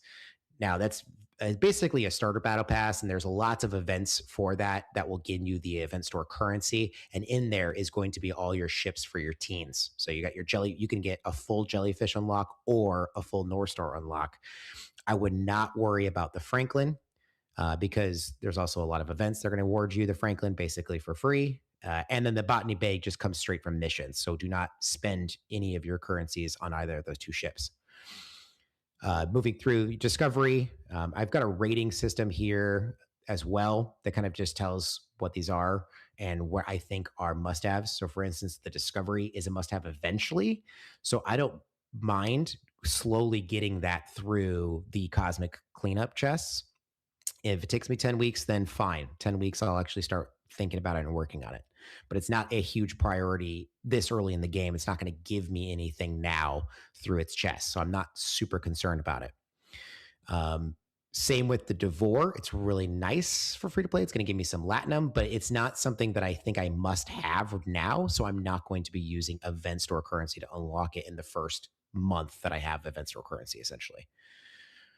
The things that I think are really important to have are like the Reliance is going to be really important to have early on, and including the Serene Squall. So those are two things. there, and those are going to come. The Reliant currently only comes from the Augment faction, but there is some events that will actually reward that depending on what month we're in. So going into some of the acquisition models, so this is kind of crazy. I don't know if you can see this on my screen. I have at least 4 events for acquiring a Franklin, which each event, if I complete it, gives me half of a Franklin unlock. There's also a Franklin blueprint that I didn't know existed in the resources tab. Lots of Franklins. Yes, we need all the Franklins. So I'm going to have 3 Franklins within this timer. I don't just natively, just naturally hitting hostiles. I'll have a bunch of Franklins. Is this a part of what Fleet Command has done with mid ops? Is this part of the acceleration? Is this a mid ops experience acceleration, or is this part of something that existed prior to the Mako experience? I think it's a supplement to the mid-ops experience, because what's going on right now in the mid-ops is actually the Reliant schematic into Blueprint. Now, if you complete the meta events by completing the sub-events and getting through the meta, you'll actually get the schematics, which will allow you to get some blueprints for the Reliant. Now, I haven't been able to math it fully up because I haven't been able to participate in the entire mid-ops experience. That came a little bit into that when I got to enough levels so I can unlock that experience. But I don't think you can still unlock a free Reliant in the same month. However, it's going to get you a lot closer, especially with that Augment faction drip taking so long to get through, because it requires you hitting those high-level Augment exiles, which is not going to be possible for players who don't have a developed shift and develop research. So the Franklin acquisition is interesting to me with its multiple events and multiple triggers, because that is not part of the mid-ops experience specifically. It is just giving me more blueprints for that ship. Now, I'm assuming that's going to rotate, and there's going to be a different, lower ops ship that will be heavily sourced. But I applaud the fact that they're making these unlocks easier. I will say, if they didn't give me that, I wouldn't care, because the Franklin was a ship I was never planning on building. It just does not give, it really only gives resources. And even with the Franklin A giving you more resources, still kind of pointless when we're getting so many resources through events. So I am only doing the Franklin and actually upgrading it just for events and for ship XP and stuff like that. So it's really not that important, but it's interesting to see what the acquisition model is. Additionally, I didn't know that the DeVore actually has blueprints coming in an SMS that's paired with Mining Mondays. So you can continue to source DeVore parts every week, and it turns it down for about a year to get your first DeVore when it was launched to about 4 weeks to get your first DeVore. So much, much faster. And then just as a clear warning here for the Stella blueprints, if you are kind of skipping the Stella early on, and you're going to progress really quickly through the rogue reputation by pulling the reputation elsewhere, or by pulling the bundle and just never claiming the blueprints, this bundle does actually go away at a higher rogue rep. I don't know exactly which rep level, but if you are trying to actually obtain the Stella eventually, you still need to be able to pull this bundle. It will be in event stores, but just as a warning that this bundle will actually disappear at a higher rogue rep.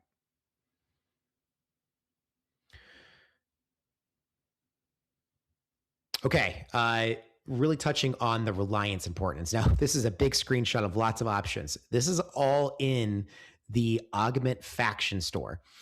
This is for a young player, obviously one player that has not even gotten to Ally, myself, and you can see all of the options that are in here. Not just the recruiting chests that are going to give you some sourcing on some key officers that you need for your development, including Pike, Muro, Chen, and others that I'll show in a second. The Voyager below deck officers are available in choice. So you can say, I want Taurus to be maxed first. And you can just choose Taurus every single time as you are progressing through this loop. There is a lot of high value items that are free to play sourcing. Dry Dock G actually unlocks at Ops 30. So you can start working towards your Dry Dock G now, once you get to the correct reputation, and then you can be able to unlock it once you get to the point where you actually really get to the ops level for that.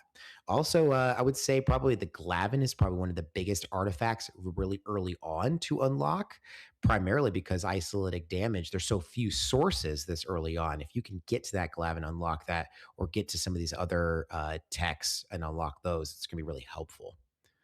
Additionally, just getting Joachim really early on is super helpful as you start to try to punch up into the specialty hostiles that are going to have isolatic damage.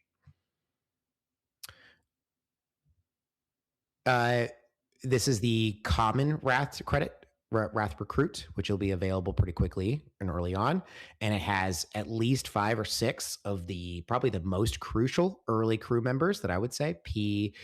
Pike, Moreau, Chen, Talon, and then Borg Q, and 5 of 11, I think, are probably the highest value early officers for your hostile grind. And they're all here in this one chest. So just being able to pull this chest pretty consistently early on is going to give you a huge leg up as you work towards better crewing and better officers. Okay, sorry about the white, I'm blinding everybody here.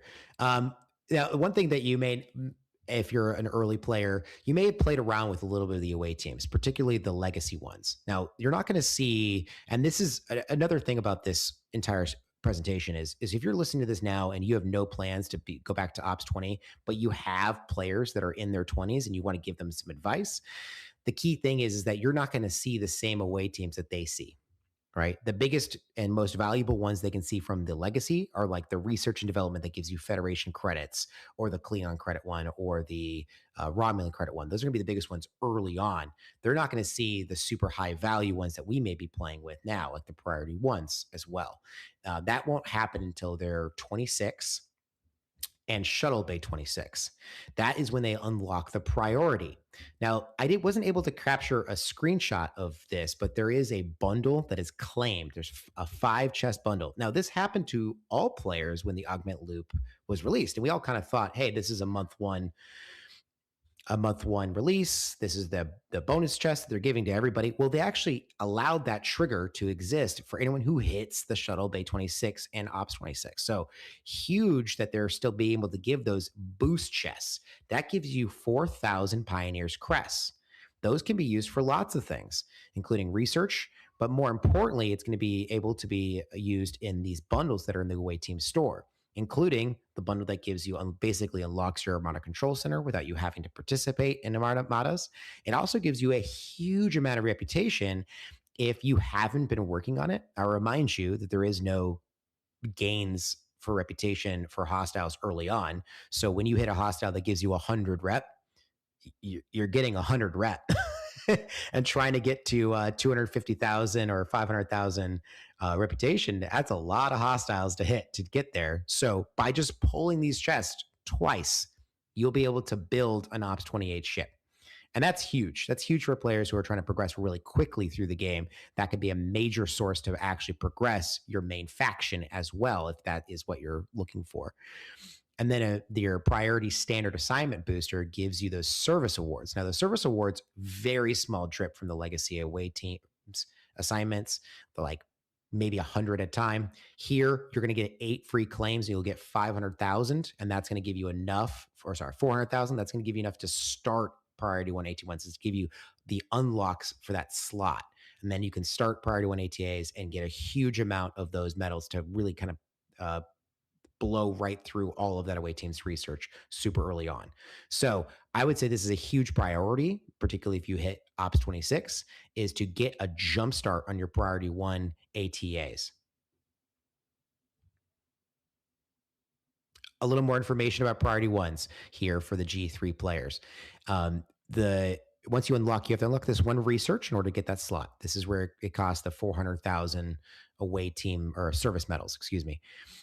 You'll have a random selection of either common or uncommon, and what it's actually going to give you is either going to be materials, ship parts, or or enhanced one that has a captain that is required to be part of that away team. And whether it is materials or parts, they can vary on which material or part it is, and it can also vary in how much it gives you based on the rarity, or sometimes just within rarity gives you that option there. Now, they're going to have higher requirements. So for a lot of new players with undeveloped officer carousels, you're probably going to want to look to start the commons, because you're going to be more likely to get higher levels of the percentage that you need to actually have a success. those are going to give you this Pioneer's Crest, but you can also see the critical chance is going to give you a bunch of service medals. So it's kind of important to focus on these early on, because the amount of service medals you're getting in this is going to dwarf all other sourcing. It's going to allow you to go through that research really quickly. In order to get those criticals, you need to actually put trait XP in. And there's a few different ways to think about trait XP here. If you are still looking at your legacy and rainbow, there is the real big question is, what good is getting 100% if you can't crit? Because as you can see here, the away team credits, which gives you ship blueprints and some more reputation, that is mostly in the critical chance and the critical success. But I have 0% right now because I have none of those traits. So it's important to actually crit on those ones. Whereas when you are starting your priority ones, the critical chance is nice, but you really need those Pioneer's Crests. So really it's less about maximizing those traits early on and more about getting stats for those traits, or for those assignments. So it can be really important to get those stats boosted up for the priority ones, and look towards which type of away team assignments you're actually trying to target.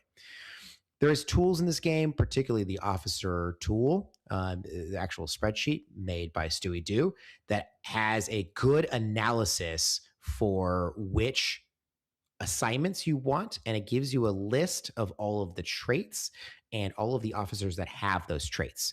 So it's a really good tool for maximizing which officers you decide to invest traits into.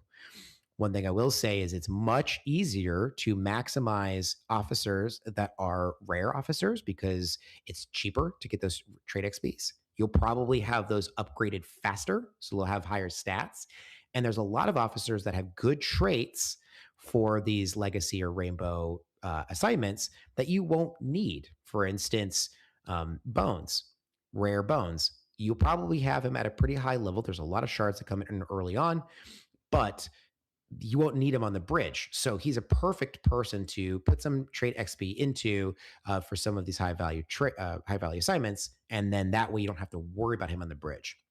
I will also say that all Borg officers have higher stats than traditional officers. All syndicate officers. So if you're in a good alliance that has a high emerald chain ranking, you should be getting quite a few Nagadelvos shards. So being able to upgrade Nagadelvos will give you a huge amount of stats early on, much more than any of your other officers. We're doing good. We're moving through quickly. Do you have any questions? Oh, no, I am great, dude. I'm absolutely loving this. I'm actually halfway tempted to actually starting an account to see if I can do this the way that you've pulled out, because it looks like it actually is moving a lot faster than we would have expected, especially with the specialty ships. This is one thing that we've talked about, Jules, you and I specifically have talked about with new player experience that, especially mid-ops experience, has been focusing heavily on resources, materials, but it was lacking the entire picture, right? Officer shards, ship blueprints, artifact shards, things like that. This, and especially specialty ship blueprints. This feels like some of this stuff has been revisited and somewhat retuned to the way that it's not taking as long to get through a lot of this stuff if you're using some of the early game experience. Am I summarizing that somewhat right? Yeah, I would say that. And it's important to look at what your bottlenecks are and find ways to reduce those bottlenecks or get through those. And also looking at what is not important to your game. I think one of the hardest parts about new accounts is you're just bombarded by missions. You can get through 2,000 missions before you're Ops 30. And that is a huge time suck, but there's usually those missions aren't going to be actual rewarding. So unless you're like Griffin and want to read all the missions. Better to do them now than when you're trying to get to Op 70 in one day. I was going to say, Griffin only did 400 missions by 20. He saved them all for Op 70, so he's good. Right. So I think for now, it's much easier to kind of work on your ships, work on your events, because those are going to be a lot more rewarding than anything that you may get from like missions. That's different than when we played the game, and certainly something to look at. As we go into events, you do have to be a little bit careful, because some of these can be super rewarding and very easy to score in, while some are very difficult to score in and have laughable rewards. I'm just looking at some of the new mini dailies. Now, these were put in place with ahead of the curve events. On one side, we have the SMS for ship parts. And remember, in G3, they're all common, which means they could be purchased with Latinum. You only need to spend 176 ship parts in order to max that SMS. However, you're going to get on the order of 4,500 or so Latinum. That is more than what is required for those ship parts. So by building those specialty ships, by building those G3 commons, the Kira, the Voclus, and the Kamari, you can actually just use them for ship part dumps in order to score in events. So in a weird way, it's almost like we're starting the scrapping loop super early before we're really ready to scrap anything, because we just need a place to actually spend ship parts in G3. Even the SLB for ship parts has a very high good reward for Syndicate XP. Now, late game Syndicate XP players who are above Syndicate level 25 and are above Ops 40 and have the DTI store and all of those other sources, will probably balk at 35,000 Syndicate XP. But as a new player, that's almost 2 levels, right? That's level 8 done. And getting through those early Syndicate levels and trying to get to Syndicate level 25 super early is going to make everything else rewarding in the game.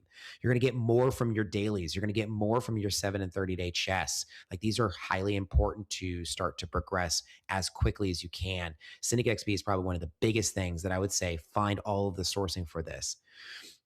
Whereas with the Fleet Commander, it's almost impossible to do this event as often as this comes up, because you just do not make enough of the uncommon commander skill points to convert those to the commander of your choice. So those, and then it gives you nothing in rewards, really. It gives you a paltry amount of all of the resources, materials, and Latinum there. So be careful with which events that you decide to spend on, and be looking for those events that are recurring that give you lots of rewards. This takes us to battle passes. So you probably have currently in your game about 5 battle passes, right? DJz and Griffin? Yes, there's right. there's the Ferengi Pass. We've got the Wave Defense Pass, Territory Pass, Syndicate Pass just launched, and then our regular Battle Pass. That would be 5. Yeah, 5 battle passes. Well, this account currently has 6, and I could get 7 if I get to Ops 30 and unlock the Wave Defense Battle Pass. Crazy, absolutely crazy. To break these down and break the value of these down a little bit here, we always have the mid-ops experience, which will be for Ops 20 up until the barrier of the new content. So currently that's up to 54. There is now a new player pass. Now this shows up, I think, around Ops 10. I can't remember when exactly this triggered.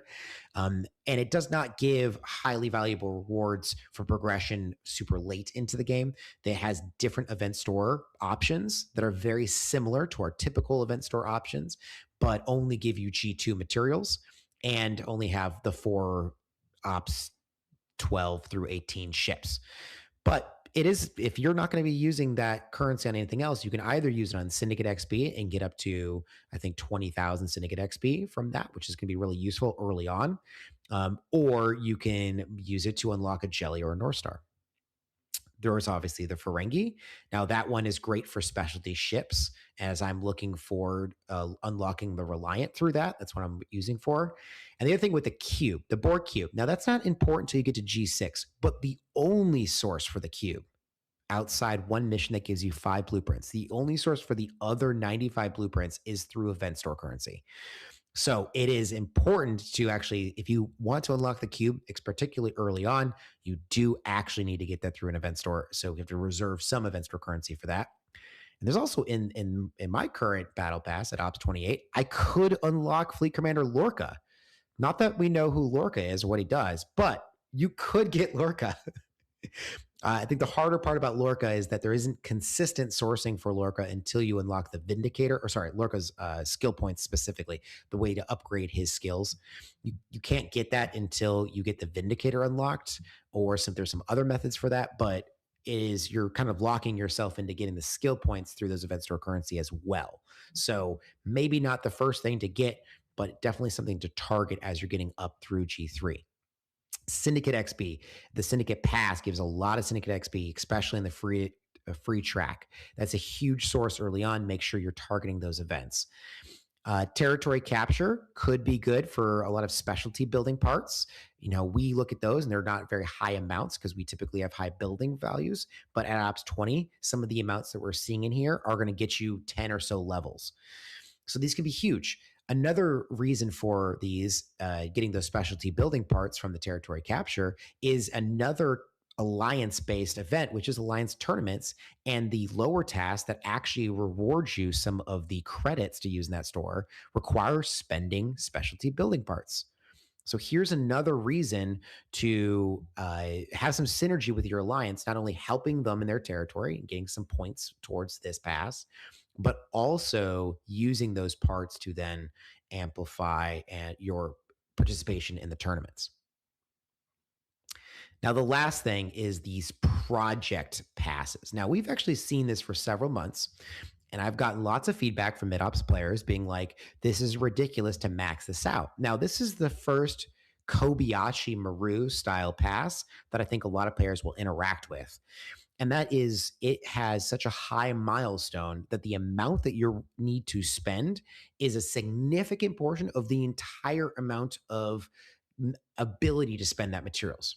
It requires 145,000 3-star uncommon to be spent on research. Now, there's only about 700,000 research available to be spent in G3. And with efficiencies, that gets pretty close to being a requirement to max all of the G3 research. So that pass is basically a trap, and it only gives gas and dill in return in much lower amounts than what you're actually spending to finish that research. So just ignore those. It's Kobayashi Maru. If you get a milestone, great. If you don't worry about it. That's not something to target or to fret about. Okay. I briefly talked about alliance tournaments, but I want to really iterate the importance and what your role as a Ops 20 to 29 player is. A lot of the tasks that you'll see in alliance tournaments are going to be above your ability to do, whether that is hostiles you can't actually reach to grind or they're too hard to grind. Even the Q continuum hostiles are very difficult to hit for an Ops 28 player with just a Saladin. Really, the only hostile you can grind at an early rate is the Swarm, because you can probably hit higher. Even without the Franklin, you can hit higher than your Ops level. I have a tier 5 Saladin right now with very low research. It's only about 500,000 in power, which does feel very underpowered, but I still can hit swarms 3 times higher than, or not 3 times, 3 levels higher than my Ops. I can hit the level 32 swarms, and that's allowing me to complete this. I'm not going to get any credits from this mission, from this task, but it's important to help my alliance, because the higher that they can get ranked, the higher that our league can be, the more credit income I'm going to get, and the more things I'm going to be able to purchase out of that store. The tasks that I can complete that are possible for an Ops 22-29 are like spending 500 of the artifact gallery schematics. The problem is the rate at which I'm earning those is so low, and how far that actually gets me in the building is so much. I can only probably do that 2 or 3 times, maybe. So there's so many tasks that you just can't do at this level. That what you should be doing is the high grind tasks if you can, and just earning a lot of points for your team so that they can get a higher rank, get some more credits from the rewards themselves. I would start to save up on things like their premium artifact tokens for when you do get a bit higher, because those can give you some rewards and also give you some of those credit payouts. There's a lot of good things in the store too. things that you want to progress quickly through, including ship blueprints that you'll eventually want to get to. The Voyager is one of the top ships in G3, I believe, still, because it gives it the sourcing for not only artifacts, it also has a very high warp range, which is going to help you be able to punch up in armadas, hitting really high level armadas, and having your team help you anchor those. It's also giving you other specialty loops quicker, like other specialty ships, giving you the resources for those through the commerce tokens. So the Voyager is really important, and it's a slow acquisition model for that if you don't pull them from other sources, including from the Alliance store. So it can be really useful there. I also have all of the primes that you can unlock through the Alliance tournaments. Green is the only one you could technically unlock for the 20 to 29, even though it's actually minimum ops is 30. It could be useful to use this prime research efficiency, but as we've discussed on the show many times, anything that gives you a cap on the generation that it's useful for isn't great. However, the earlier you buy in, the more useful it will be to you. So that could be one of them. The prime cosmic particles could be the thing you target in order to get that first level of prime research efficiency. You could also look at the other two that are actually going to be available for you right now, Prime Swarm Refinery and Prime Syndicate XP. However, I would pass on both of these. My advice, neither are useful. The Swarm Refinery is useless. You're getting way more resources from your events than you would ever get, even with a 500% boost. And your Prime Syndicate XP, until your ops, or sorry, not until your syndicate level, I think it's 45 or higher, that daily Syndicate XP is not your major source. So 100% added to that is not going to be a huge deal for you. I would skip on both of those.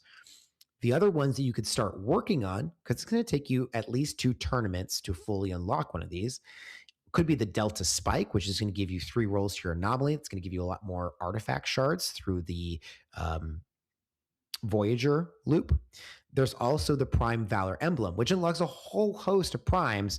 Some of the big ones for G4 are going to be your Fleet Commander gift, giving you rare skill points and shards for the other Fleet Commanders. That's really useful early on.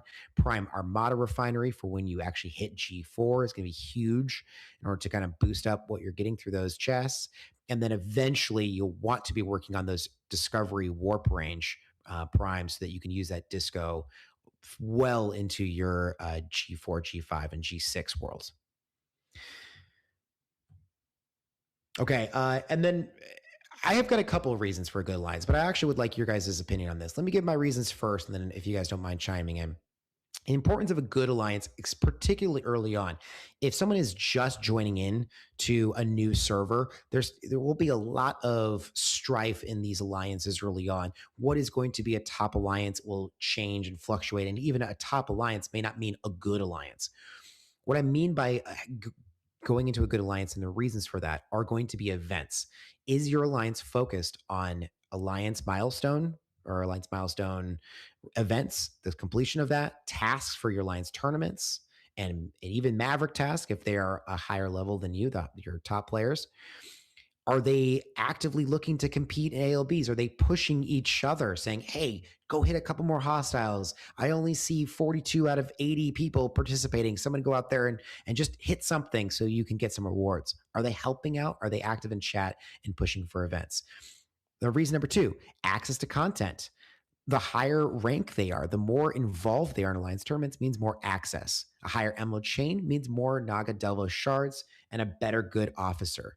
Territory capture services, systems and services, getting the Meridian service turned on will accelerate how fast you can actually get that Meridian unlocked for yourself. And then, of course, later on, using the Eviscerator rifts that people can open up, because when you're in the 20 to 29 range, warp range is kind of an issue. I'm so excited to go to Taiga Core, but I am still 10 warp away. It feels like such a low number of warp range to be away from my target system that I want to go grind in, but I just can't reach it because I'm not the warp range yet. And when we kind of look at the reason number 3, which is support in starting bigger armadas for the starter chest, the only way for me to get to those bigger armadas is going to be through a rift early on. So crazy enough, those rifts are actually something that a lower ops player can look forward to. Reason number 3, support. Again, starting bigger armadas for the starter chest that will really accelerate your loop, accelerate the chest you can pull from those. Joining armadas you can't start now. So if you do not have the Stella unlocked, it's difficult to start one of those. So if you don't have an Eclipse or you don't have a Stella, then you really can't start the Eclipse armadas. So you can join in those and people will star you in. In fact, I was just chatting with my Alliance members, and one person unlocked the Stella and immediately got it to tier 4 upon unlock because they'd been in so many Eclipse armadas, had so much loot built up that by immediately being able to build the Stella and bring that up to tier 4 was a huge boost for them. Zindi armadas and expansion cubes are other armadas that you won't be able to start for some time, but you can technically get to and join and start to bank up some of that currency. And then, of course, there's Titan buffs, which will help. Now, there is still a base buff amount. So even if you don't have any research, you still get 100% damage boost. And then there's Alliance exocomps, which can only be earned by Ops 51 players, but can be started and still help all Alliance mates, including yourself. And then the last reason I think is just the chat that people have, crewing advice, techniques, event tips, things that are active. There's a lot of tools that we'll talk about in a second, but this is the place where you're already in the game. Why not ask your peers a question about what's going on in the game, how to be better? DJz, Griffin, on the panel, I was just kind of curious to see if you had other reasons for a low ops player to look at a good alliance and try to get into those alliances and what they can gain from those. Well, you're absolutely right with a lot of the stuff that you have laid out here as far as there being several important features or several important things that Alliance support can do. And there's one other thing that I'd like to throw that direction, which is not only are you looking for support, a good alliance is defined by everybody kind of contributing here. So it's not just about you getting the benefits of larger players, but then also contribute to those larger players. And we've talked a little bit about that in certain areas where you may not necessarily be earning rewards for yourself, right? This is a sore subject these days, but an example of an activity would be territory capture, would be surge, something where you can go and provide meaningful contributions to people. Yeah, even if it comes down to communication, right, Shelby? Reminding members to shield and communicating with your team about territory capture. Working together is an important piece of a good alliance, and it's not just about a new player being able to take something from a larger player's support, but then being able to offer your support to that larger player. Griffin, I think. That's exactly right. And more importantly, what they all sum up to is more motivation to play, to log in every day. All those things, the sum of them are that you'll be more incentivized to log in, be a part of the community, grow your game, have confidence, playing with confidence that you're doing things the best possible way, that you're maximizing your time and your knowledge with people who are experienced in sharing that information. So just that motivation to remain a part of something and get these dailies done, I think you're much more likely to do in a productive, active alliance than you would be, in an alliance with your buddy who, got you into the game, or by yourself.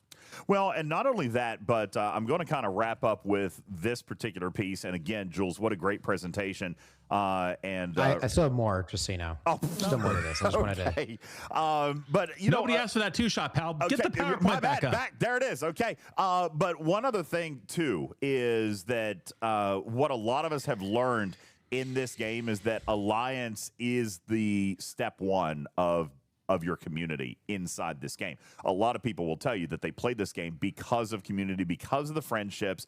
And Ryan points that out in chat. The most important part of an alliance is that they're the people that you're interacting with on almost a daily basis, multiple hours per day in some cases. It's the most interaction you're going to get inside this game while playing. So it's important for you to enjoy those players and for you to share a similar play style with those players, because that's really your first introduction to community and bettering your experience inside Fleet Command, Jules.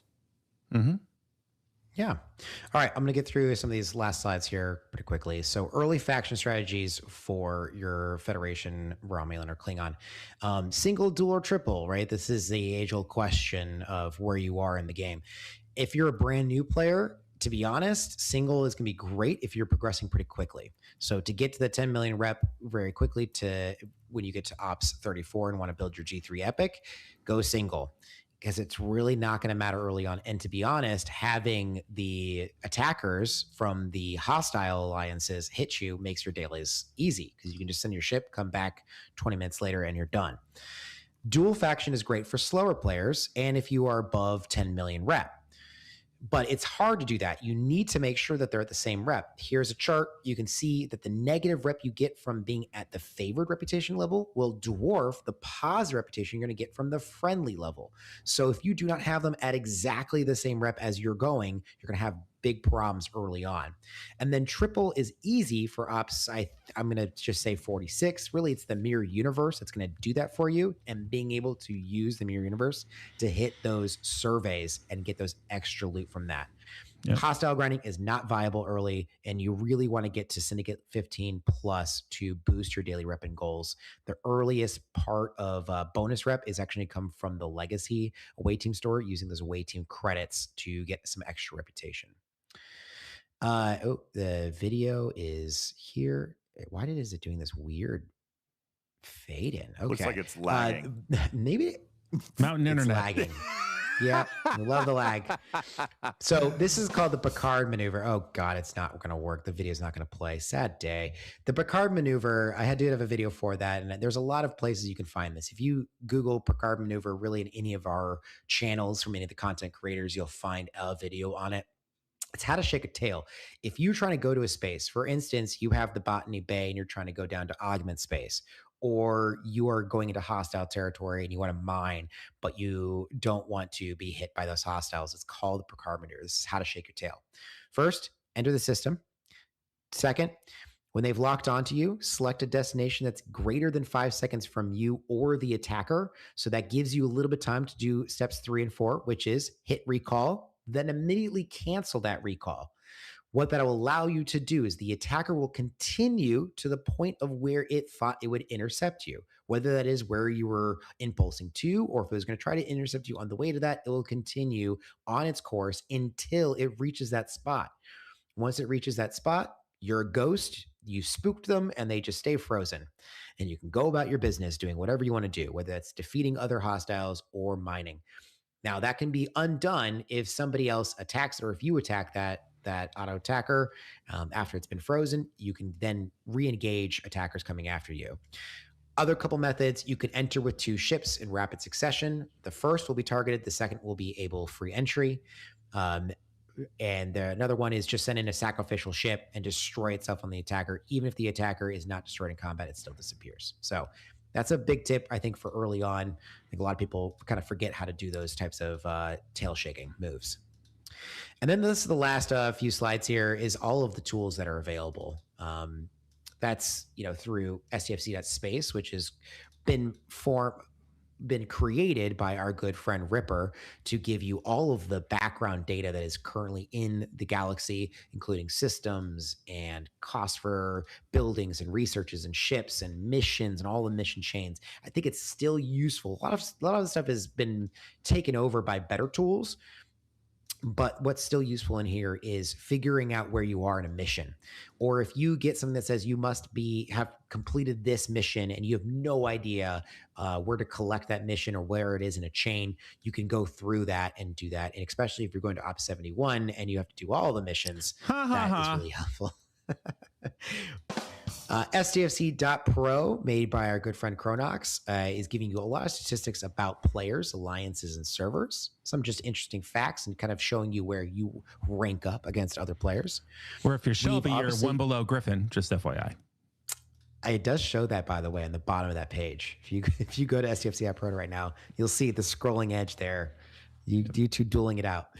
STFC.phd, we just had earlier on this show today a great conversation with Sudo showing how to analog battles and learn how to get better at crewing and other tools that you can use in the game. There's also a great resource library that has been a good link to a bunch of other resources, whether it is spreadsheets that my team, myself, and Quasel and Blue have created, or other websites and content creators, direct links to their services.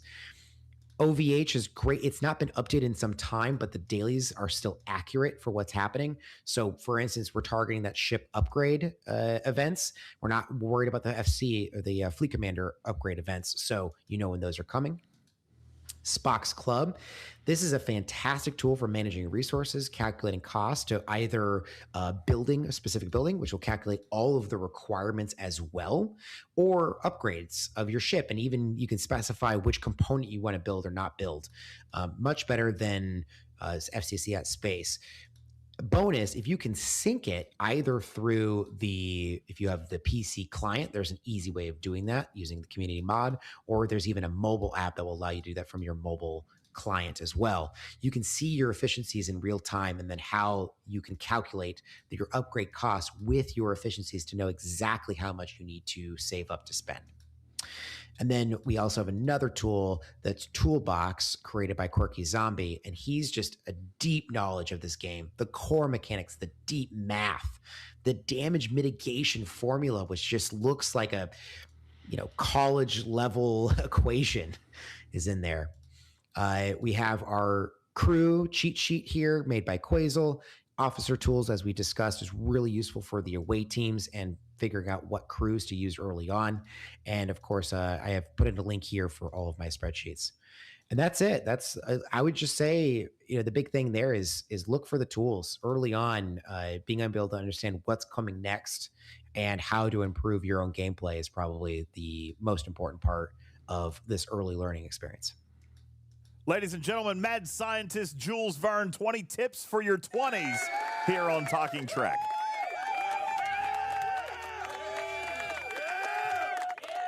Does Jules really have that stash? The correct answer is no, he doesn't. No. I thought we'd have like a happy picture of you jumping around on the cruise ship now. Yeah. You're going to have to clip that for me. Okay. Fantastic. Yeah, there are clips. All right, guys. Jules, thank you so very much. I appreciate that. We are at our time for tonight. Listen, we said at the beginning of the show that we were going to talk a little bit about CoTA. I'm going to table that for our Sunday show. But here's what I do want players to know is that it is coming back. It is confirmed for one more run. They still say that it is one more run. And I believe that it is going to be one more run. Whether or not they change something in the future is certainly, and again, I will point out, that is their prerogative. But as of now, the patch notes at the beginning of the month said that it would not run this month, and now it is. We have one run that is scheduled to start early next week, I believe, Monday or Tuesday.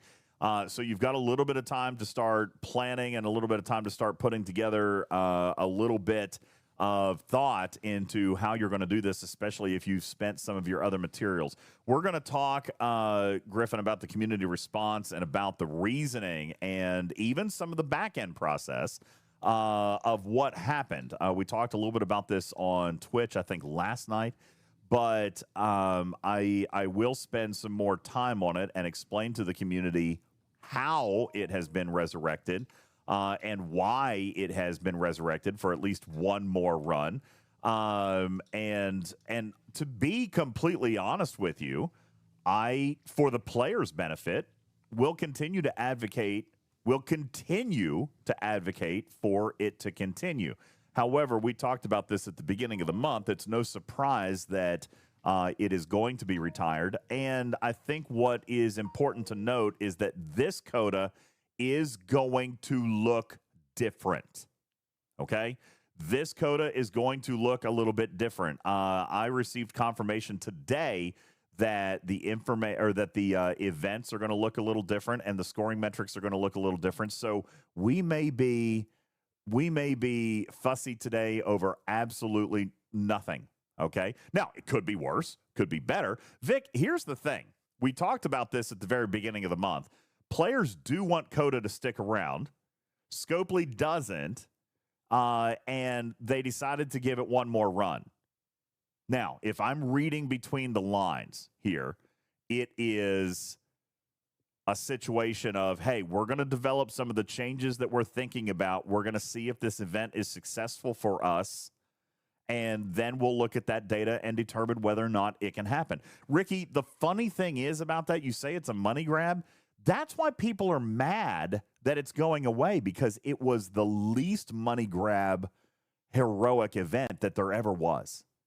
Okay, like that's the thing that players are so mad about, is that this was an event that a few weeks of planning or a month's worth of planning could literally yield you 200 epic shards. And that's why players were mad that it was leaving.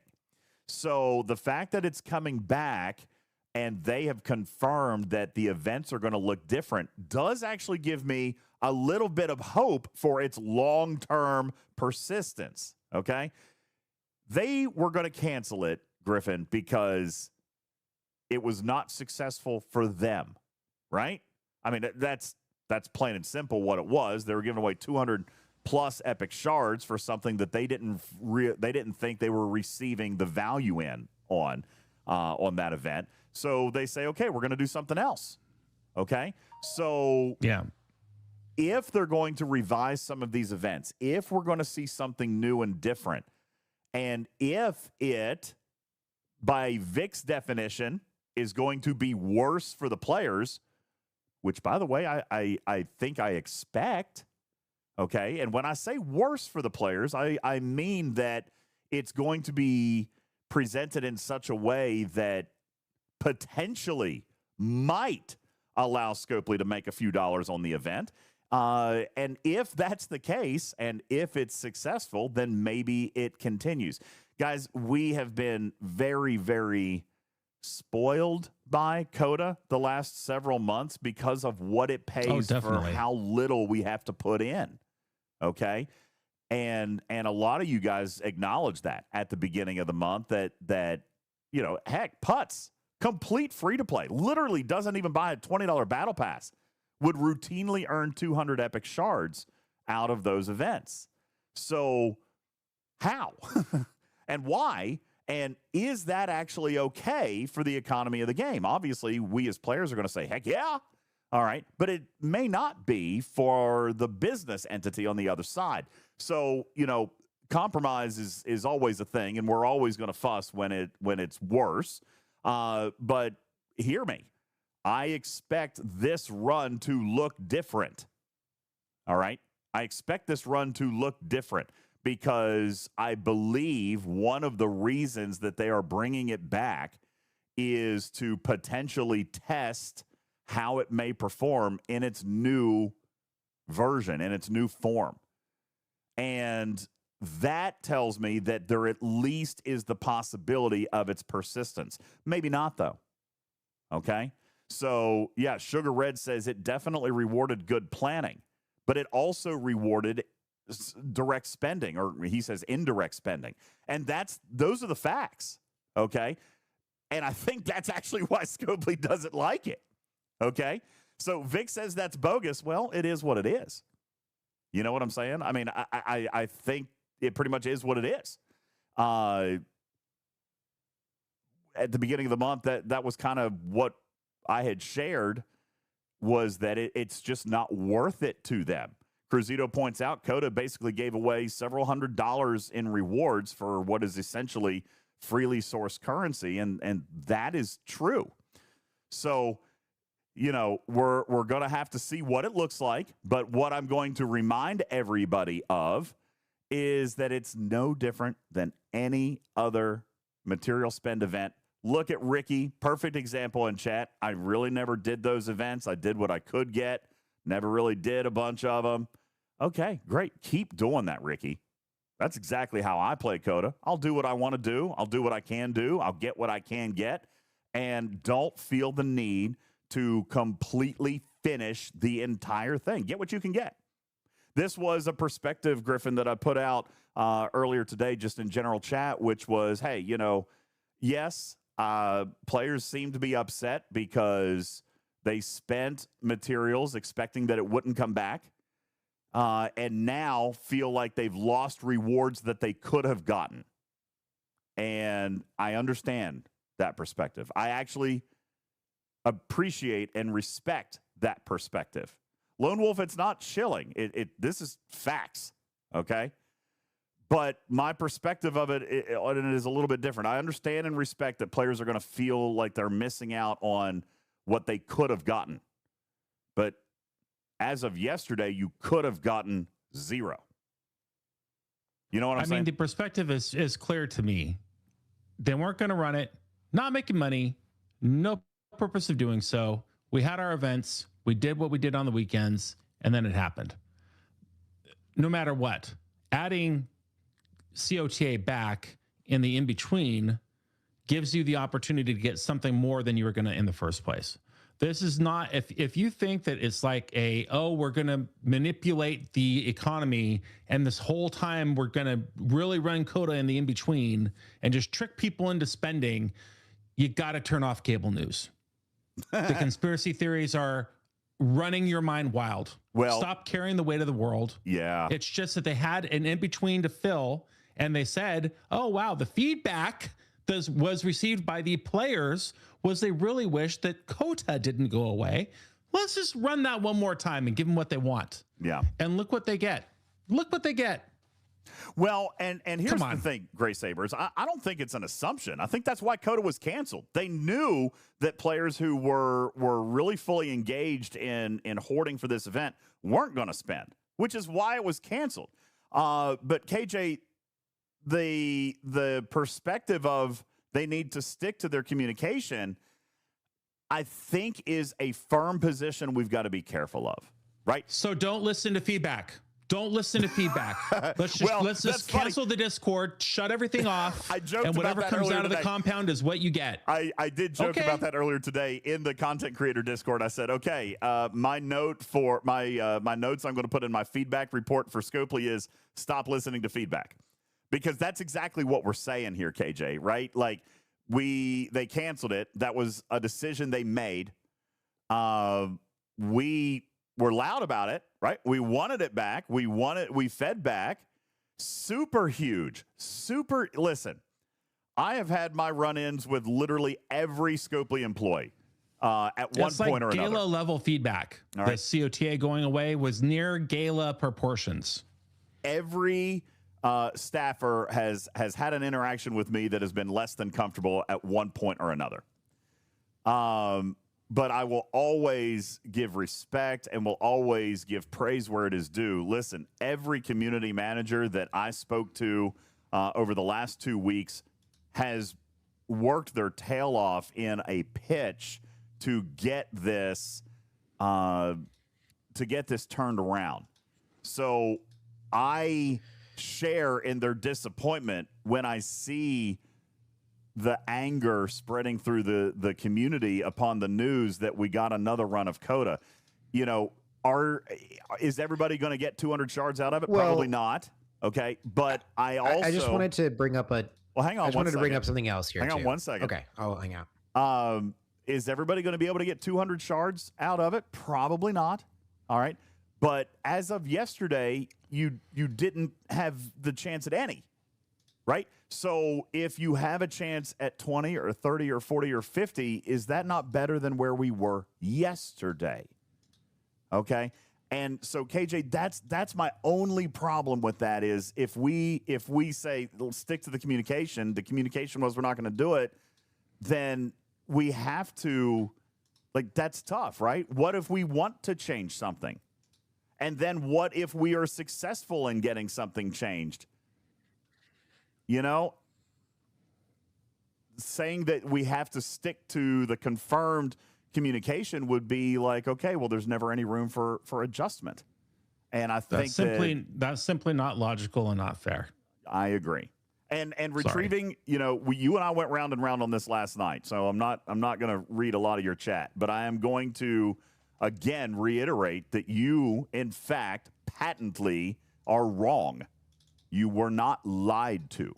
All right. And I'm going to say this plainly and clearly as I can. All right. the event was canceled. You guys fed back. All the moderators and content creators and community managers agreed that that was the universal feedback, is that we wanted it back. All right. The community managers did their reports. We worked on plans. We sent it. All right. And then, God bless it, they approved another run.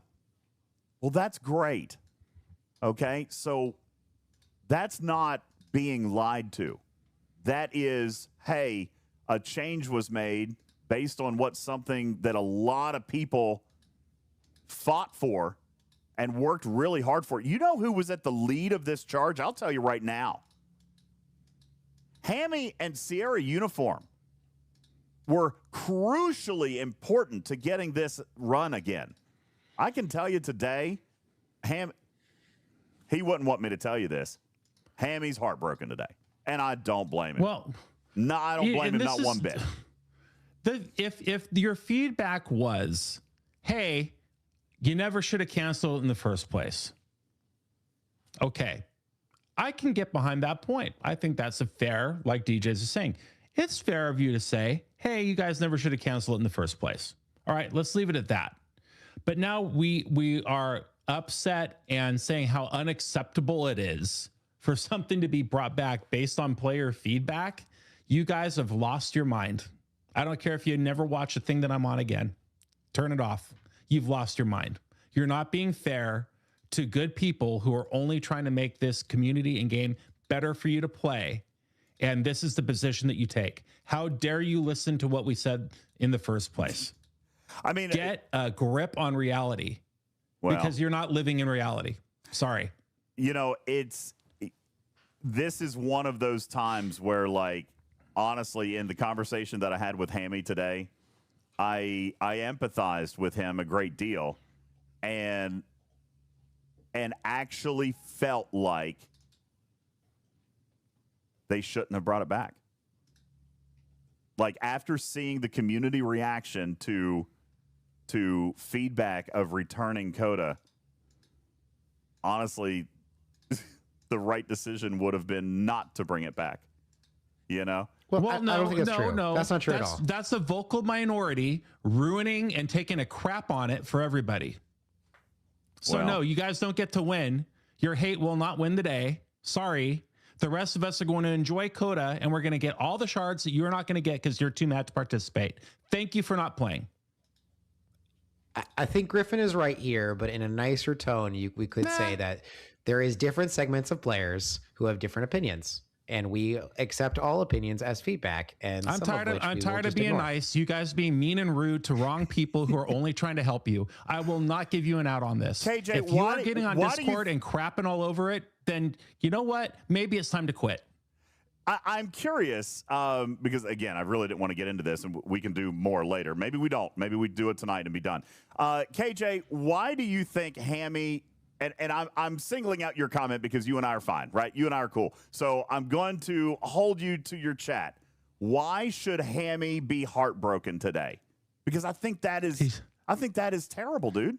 Is that what KJ said? He should be? He should be. And I God. Don't. And by the way, I know that KJ's a nice guy. He probably didn't mean that the way it sounds, but why should Hammy feel bad that he got what he thought to be a win for the community? Why should he feel bad about that? And why should you think that he should feel bad about that? I mean, that's and I will wait for the response to that question. I will wait. And KJ, please start typing. I'll bring you to the stage if you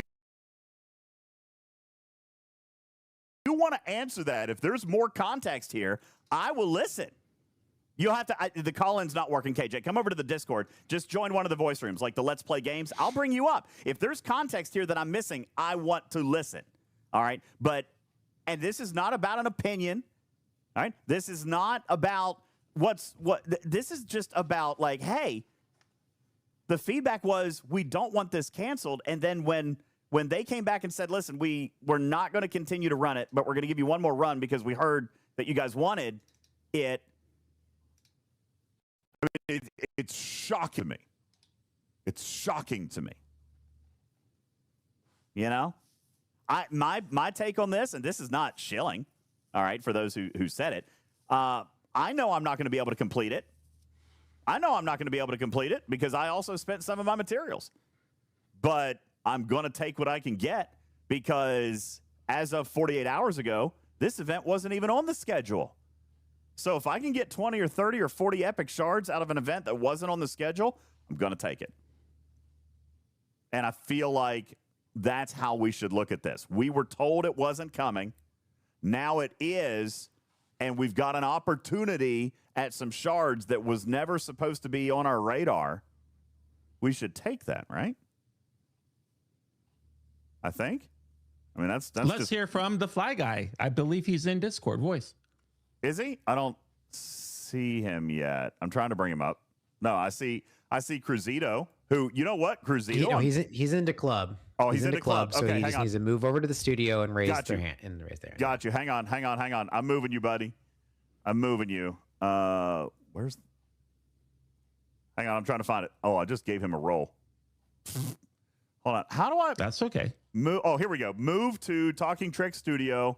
There you go. And now this is a very level-headed, customer service-minded, and intelligent player of the game. So this is why I'm very excited to hear this. He is, and that's why I'm inviting him up to speak, because I know that there's got to be more to this comment than meets the eye. Ladies and gentlemen, welcome to the stage, Delta Airlines Employee of the Galaxy, KJ the Fly Guy. Hey, KJ. Employee of the Year, 18 years in a row. What's up, buddy? How are you? At least. And the single reason why the stocks go way up at Delta quarter after quarter. That's right. For sure. He brings everybody in. How you doing, man? Can you hear me? Yeah, we got you, buddy. Yes. Do you hear us? It might be the better question. Can you guys hear me? Yeah, we got you, KJ. Mm-hmm. KJ. Can KJ not hear us? Am I muted in some form or fashion? Massive delay, but that's okay. Oh, okay. So what's up, Griffin? So basically, I didn't. No.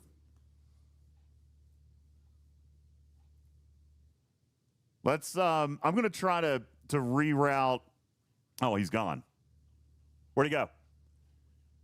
Can you hear me? Yeah, I got you, Tarpy. Hello. Yeah, we hear you good. Okay, because no, I was literally talking for like 30 seconds and you couldn't hear me at all. So something is screwed up with Discord. Oh, well, I just now turned it back on. I turned it off while Jules was teaching. He's restarting and coming back. Okay. Yeah, I turned Discord off while Jules was teaching, and then I just now turned it back on. But Cruzito's on the stage. Anybody, listen, we'll spend 12 minutes on this. And then I'm gonna be done. And I guess we won't bring it back on Sunday. My intention was to end the show. But if you guys want to go on it, then we'll bring it. Well, that's your fault. You said that, but then you started talking about it. Well, I know. My fault. You know what? Let's get it out of the way. We got on the stage Sugar Red. Sugar Red, server 74. What's going on, buddy? Sugar Relentless. Hello. Oh, no. We've got this weird time warp thing maybe happening. Sugar Red, are you there?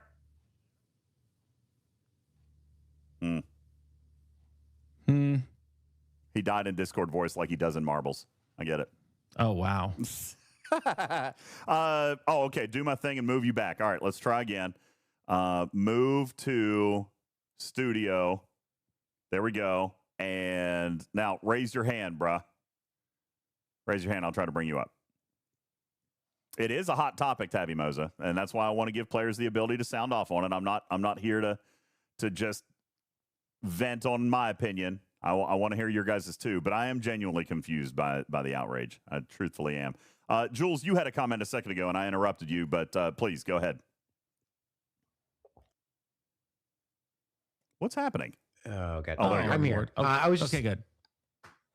I was just going to say that I think that the advantage of CoTA and what they didn't answer when they canceled CoTA was where's all that events recurrency.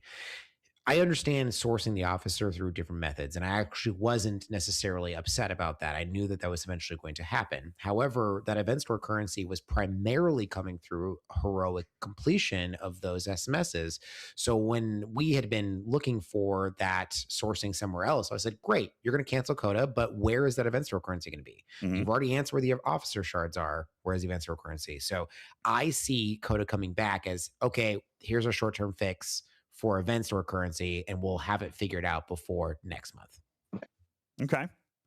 Fair enough. Sugar Red, do we have you now? Oh, Hey, Hey, how we doing? there he is. Sugar Red. What's up, buddy? Hey, what's going on? hey, how we doing, guys?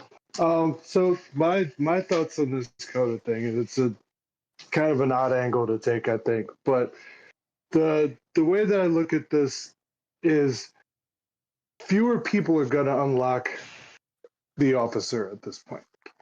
Fewer people are going to be able to get it to a higher tier. And that means that it's going to be more difficult for them to put these officers in the next arc or the next piece of content sooner. You know, the big thing to me was that CoTA was an interesting take to me on rewarding indirect spending. It wasn't to me about spending directly on the event. It rewarded me for buying the officer or getting the ship from the last arc, or investing in the building for the last arc. Yes, it rewarded hoarding. That's the way that this game works. But I got a bonus for investing in all of the other things that came before CoTA. You know, I got the Squall. I had the Revenant, all the different ships and pieces that went into it. And to me, it wasn't, as a light spender, I'm not going to max a building to get, you know, to score a billion points. But I am going to have all these little pieces that are going to let me compete week after week, you know, arc after arc. And I think that Scopely's, it couldn't continue the way it was going. Like, we all kind of could see that handwriting on the wall. I felt that was pretty obvious. But I think Scopely's still got to find a way to encourage spending and reward people for spending, or at least engaging in the content in the way that they've designed it. If you're going to give people the materials and the pieces to the puzzle that reward hoarding, people are going to do that. Sure. It's just how this game, and it's how this game and scoring for these mechanics work. So and CoTA gave me the ability to do those things more so than a free-to-play pet player, because week after week, you know, arc after arc, event after event, I was able to take all the pieces of the puzzle that I'd put together and compete when somebody wasn't planning very well, or somebody So are you in the didn't group that's decide mad to spend that a CoTA ton of was reintroduced to the schedule? Because I agree with your comments here, except for your original premise. So I'm not mad that it's back. I'm disappointed that, honestly, I'm somewhat disappointed that Scopely kind of is wishy-washy about it. All right, we're going to take it out, we're going to put it back on. I'm much more of a, hey, Mr. Wizard, Oz, stay behind the curtain and, you know, just show me the things that I didn't want to know. I don't like seeing them wing it. You know, there's a constant feeling of they're making this up as they go along, and I'd much prefer a more curated experience. That's not the game that we're playing. I know that. That's my personal preference. But so you're in the camp genuinely of shame on you guys for canceling it in the first place, but you are happy that it's back. I'll take it. I spent some stuff last week. I upgraded a few ships. I bought a bunch of favors in the augment store. I had them saved up for CoTA. I've still got some artifacts that I haven't spent, I haven't taken care of. I've still got buildings. I've still got mats. I just got the 71 a couple of months ago, a month or so ago. So I've got plenty of places to spend if I can. But no, I'm not mad. Me personally, I'm not mad that Scopely brought it back. I will take every match spend event and every reward that I can get. I am disappointed that something out they of it. are bringing Perfect. it back. Yeah, because I can get See, that's something. logical. That's I agree with great you. news for me. I agree with that as well. And Sugar Red, I appreciate your comments. I'm going to follow up on one thing there that you said, which was you feel like they're making it up as they go. And to kind of put it bluntly, I feel like that's exactly right. I don't know that that's necessarily a bad thing. I mean, we do want them to be reiterative to change. We do want them to react to feedback.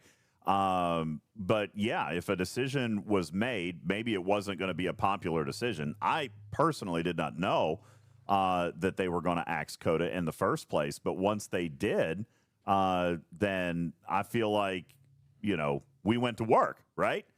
And then the response was, well, okay, we'll do it one more time. But yeah, I think making it up as we go is kind of like the entire nature of this game. I think that's most of it. Yeah, we're making up as we go.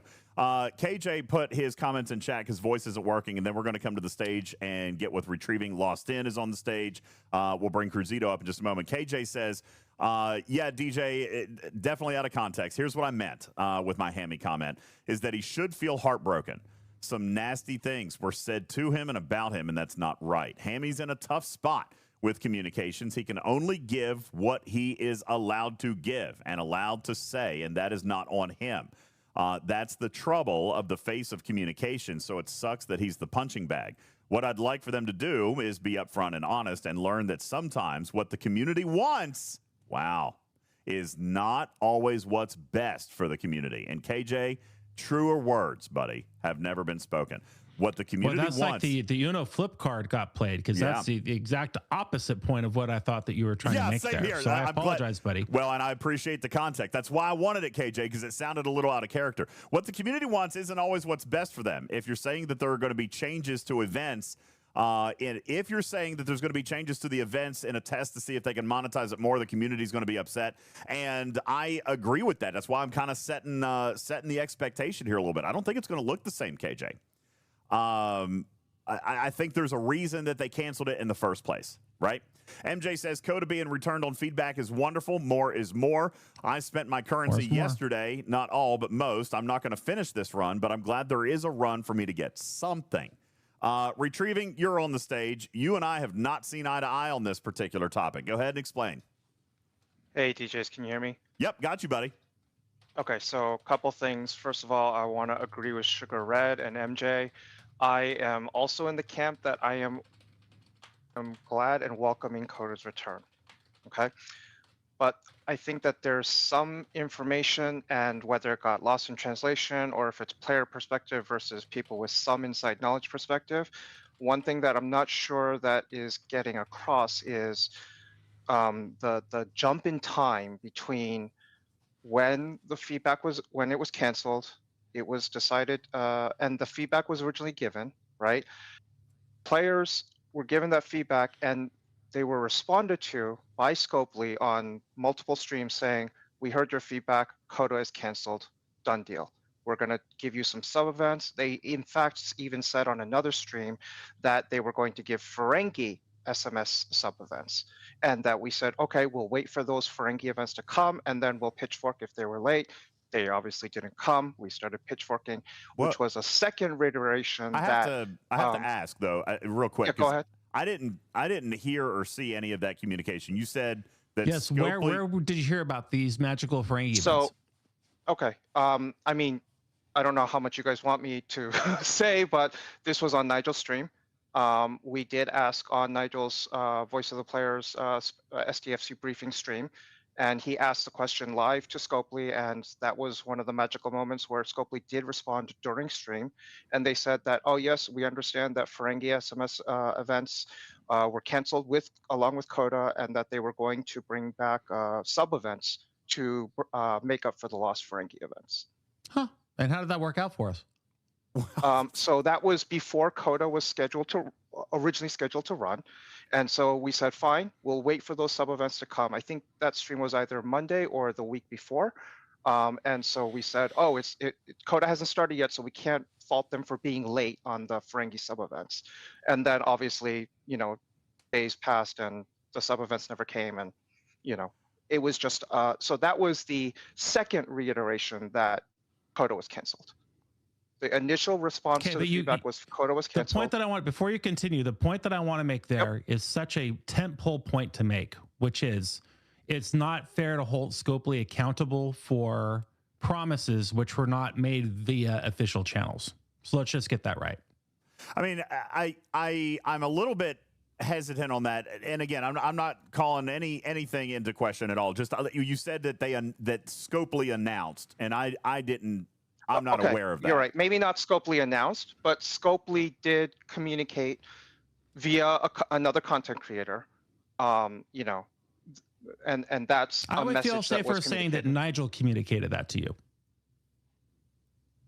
Okay, but Nigel didn't make it up. He was passing on information that was given to him by Scopely staffers. Okay. At least that's what he told us. Sure. Yeah, and that's fine. You know, this is dangerous water to tread. I know. That's why I was hesitant about, you know, saying who and when, but no, it's fine. You asked, and I'm Listen, trying to be honest. It's totally fine. You haven't said anything wrong at all. Absolutely not. When I relay information from Scopely, there's always two methods in which I do so, right? I will say that this was shared in our dev chat, right? In which case, then it's authorized for share, and I can say what I'm going to say. And I can interpret that as fact. And if Scopely is wrong about that, or if they fall through, then we hold them accountable because I have said that, right? The second piece of that, though, is very much an important distinction, which is I will say if I'm going to draw inference from something. Like just a few moments ago, we know, okay, I will say that they have said that the events are going to look different. My inference, therefore, is they're going to look at ways to try to resurrect this event for financial longevity. I'm not suggesting that a Scopely staffer said that. I'm saying that is what I believe is going to happen. So I think that there's two ways to present information from Scopely when it's not a public verifiable announcement or source or a CM or something like that. I think that's one thing that we've got to be very, very clear about here, right now. So if that is something that was stated, then, you know, and by the way, sometimes we get things wrong, right? Agreed. Sometimes we get things wrong. Completely. Look at me. Yeah, exactly. I got it wrong at the beginning of the month. And so if I get it wrong, I hear you. If I get it wrong, then I'm going to come back and I'm going to acknowledge that I got it wrong. Right. Yep. And so yeah, but in your case, you looked at a series of events and you drew your own conclusions. Sure. And your conclusions were wrong. Well, hold on, but Griffin, I'm doing the same thing. I am drawing a series of events, which was CoTA was canceled. It was announced publicly. We pitchforked. Yeah. They said it's not coming back, and we'll start doing some sub events. Mm-hmm. And those sub events didn't come, which again maybe. I didn't do it. That wasn't me. He turned his phone sideways. I can't even control anything. That wasn't me. All I can do are push these buttons like this. Retrieve it. Come back. They're gonna think I silenced you. It's not me. I didn't touch anything. We'll just pause right here. Did you I can hear you, but I again? don't know if they can. Hold on. It wasn't me. All right, he's back. Yeah, Discord is all sorts of screwy. I'm gonna keep my hands right here. You guys left. Left. I saw DJz raise his hands, and I was like, "Is that Twitch delay?" And I'm like, "Oh, this is too quiet. Something's not going on here." Okay, so I don't know where you guys left off. So again, I made inferences from multiple, events happening, but again, from a player perspective, we don't always have, any of the back channels, other than, what we've heard from streams. Sure. And it was, official announcement, player pitchfork. Scopely said it's not going to happen. Okay, that's number one. We were told, wink, wink, nudge, nudge, sub events were going to come. That didn't happen. And that's a softer inference of, second confirmation that it's not going to happen. Mm-hmm. Then we had actual sub events, like the ship upgrade event that didn't do the Ferengi stuff, but it was like CoTA-esque, but giving other events, which again, whether that's another half point or full point of, confirmation that CoTA's done. Mm-hmm. Again, so we're dealing with multiple half point, full point confirmations that CoTA's done. And then I heard yesterday, DJz, that the feedback that was originally given the first day was all of a sudden in contention for possible, changing of minds. And that was the first time I had ever heard that on multiple streams. And some streams that I watch have people that talk with Scopely, and others are just player peer-to-peer streams, which is conjecture. Fine. Yeah, exactly, conjecture, and that's fine. But the point being is that when I heard yesterday that the original feedback was actually still being considered and considered, that threw me for a loop, because we went through multiple weeks, multiple sub-events, A, promised and not delivered, and then B, actually delivered. And then to hear 2 weeks later, oh, okay, they were actually considering our feedback from the first place. That's what threw me for the loop. Because if we had known, and this was what I was trying to say yesterday, if we had known that they were going to consider it, treat it like, in the NBA or the NFL, when official replay, they're going to replay a flag, And you said yesterday that, like, oh, if they told us that they were going to consider and then double down on their decision, saying that it was going to go, that it would be double worse. Yes and no. I see what you're saying about that, but at the same point, that's like, when a ref makes a bad call and the call's still confirmed. At the end of the day, the damage was already done. But if we had known that our feedback was actually being heard and being considered, as opposed to the official response was no, and then the soft responses with the soft confirmations and the sub-events, no. That's where I start getting into the tinfoil hats. And yes, admittedly, a little bit of, hyperbole extrapolation of they lied to us, tinfoil hat, they did these sub-events to drain us of all that stuff so that they could then sell more packs with real CoTA. That's when because of what you said yesterday with the trust has been lost, that's why we start delving into this. Whereas if they had been upfront in the beginning with, we hear you, let us consider this. So then that would have gone a long way. You made the point twice. I've heard the if twice. I have heard the then 0 times. So if that were to be the case, then how would that have changed your gameplay, or how you would have interacted with? He would have continued. Would you not to have hoard. participated? He would have continued to hoard, right? I didn't do it. I didn't do it. If the question is, retrieving, if you can hear, if you had known that CoTA could come back, what would you have done differently? I think is the question. Would you have skipped the events that they did run, these interim or in between a replacement, or whatever you want to call them, events? Would you not have participated in that at all? We've lost him. Lost In says that Discord is being funky. He can't hear us. But Lost In, I do have you on Twitch. I'm going to invite you as a collaborator if you've got your Twitch panel up. I'll bring you up there and stream together. I don't have the camera overlay or anything set up, so you can just do audio if you want to. He's coming in. I'll bring you up there. Mute the Twitch stream when you come up. There we go. Do we have Lost In? Lost In 73, fellow content creator. What's up, dude? How are you? Yeah, I'm good, dude. Hold on. Let me get out of Discord. So many buttons, so little time, so many apps. Lots of buttons. Retrieving, I think, did we get Retrieving back? Go ahead and finish up your final thought, and then we'll go over to Lost In, okay? Go ahead, Retrieving. I think we got you back. No. Okay. Lost In, give me your insight. I saw you say that you had opinions in the chat. Tell me where you are on this thing. So my first statement, I guess, is that I'm not hot about this at all. I'm going to get something out of this. I would have, no matter what. I think what my feelings about this is that Scopely just can't get out of their own way. That's true. So they canceled something that was very popular because free to play could game the system and get good rewards out of it. That's why they liked it, right? People liked it for that reason. And someone at Scopely decided, or some people at Scopely decided, this isn't a good idea. We're gonna get rid of it. Maybe it was money, maybe it was something else. Who knows? I'm not in the room. Don't care. But they made that choice. They then got the feedback. We're upset about this.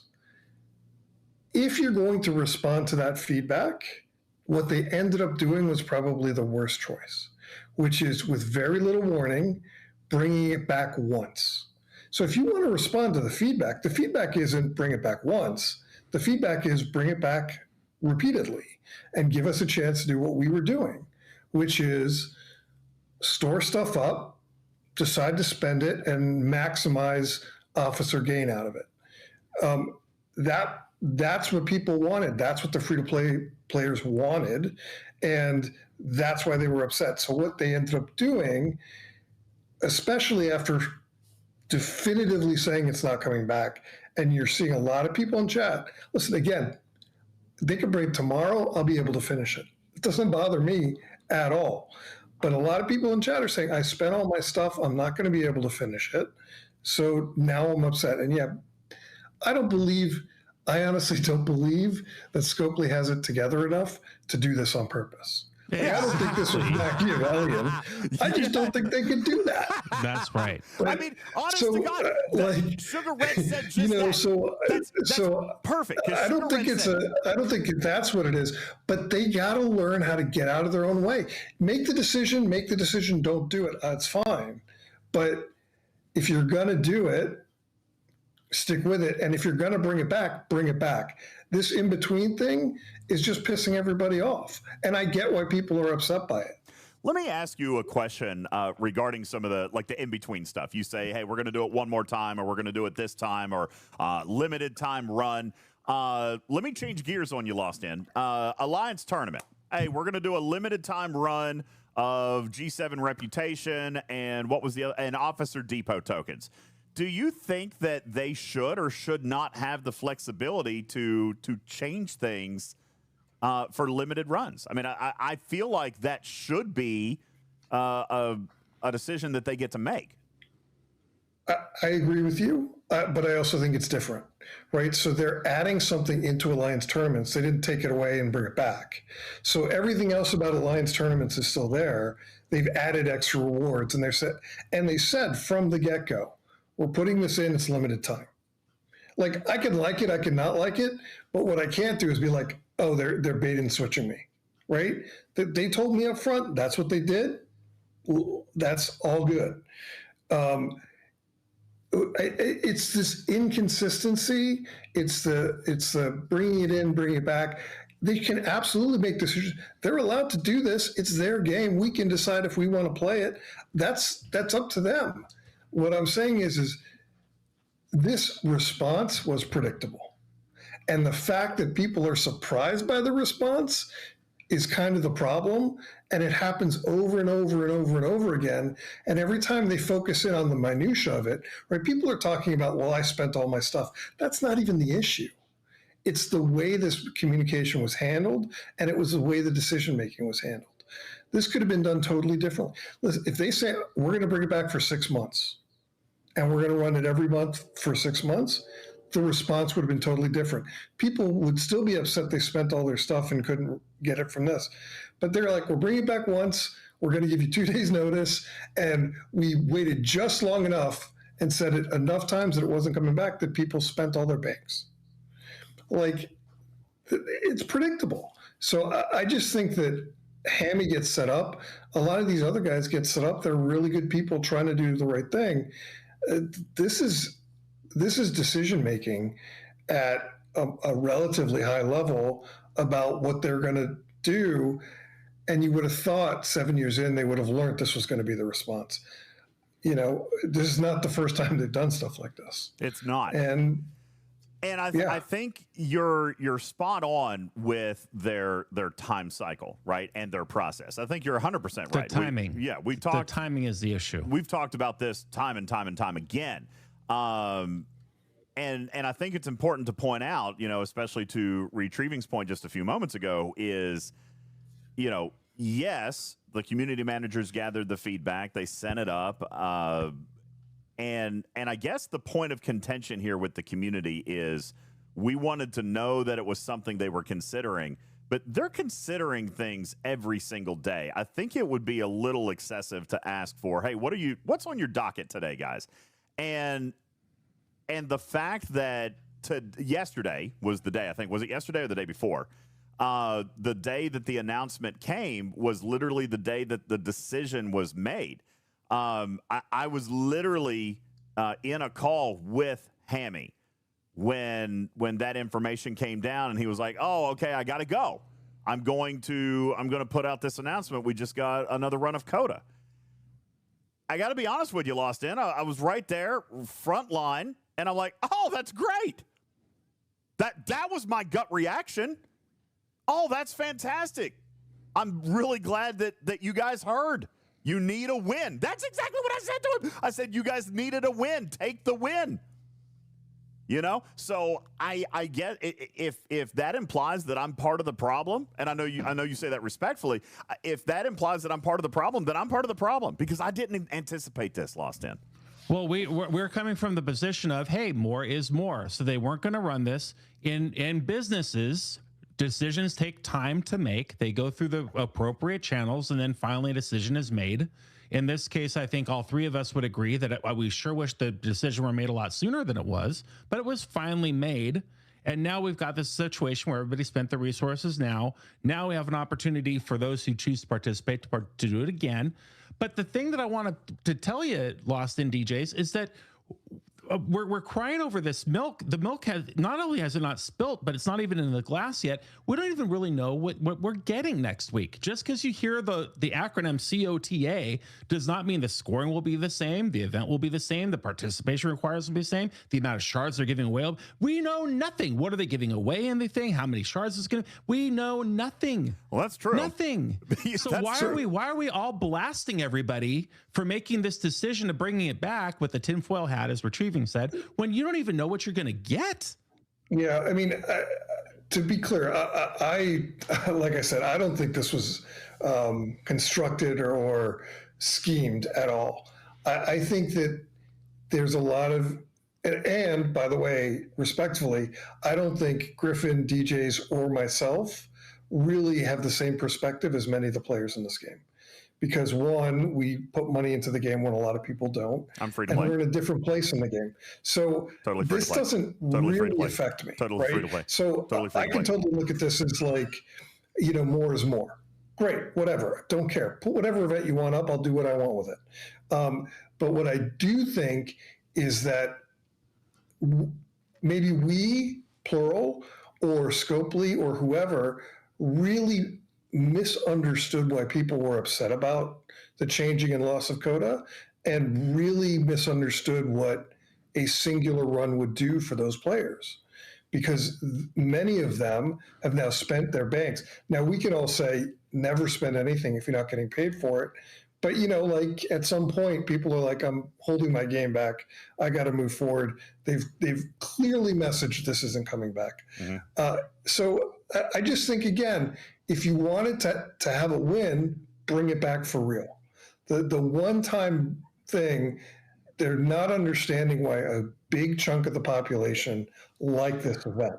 And the one time I'm bringing it back next week is not enough time to build up those banks for those players. Again, Griffin, me, we could finish it, no problem.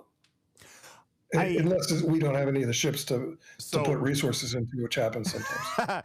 I think that I take one issue with what you said. I agree with almost everything.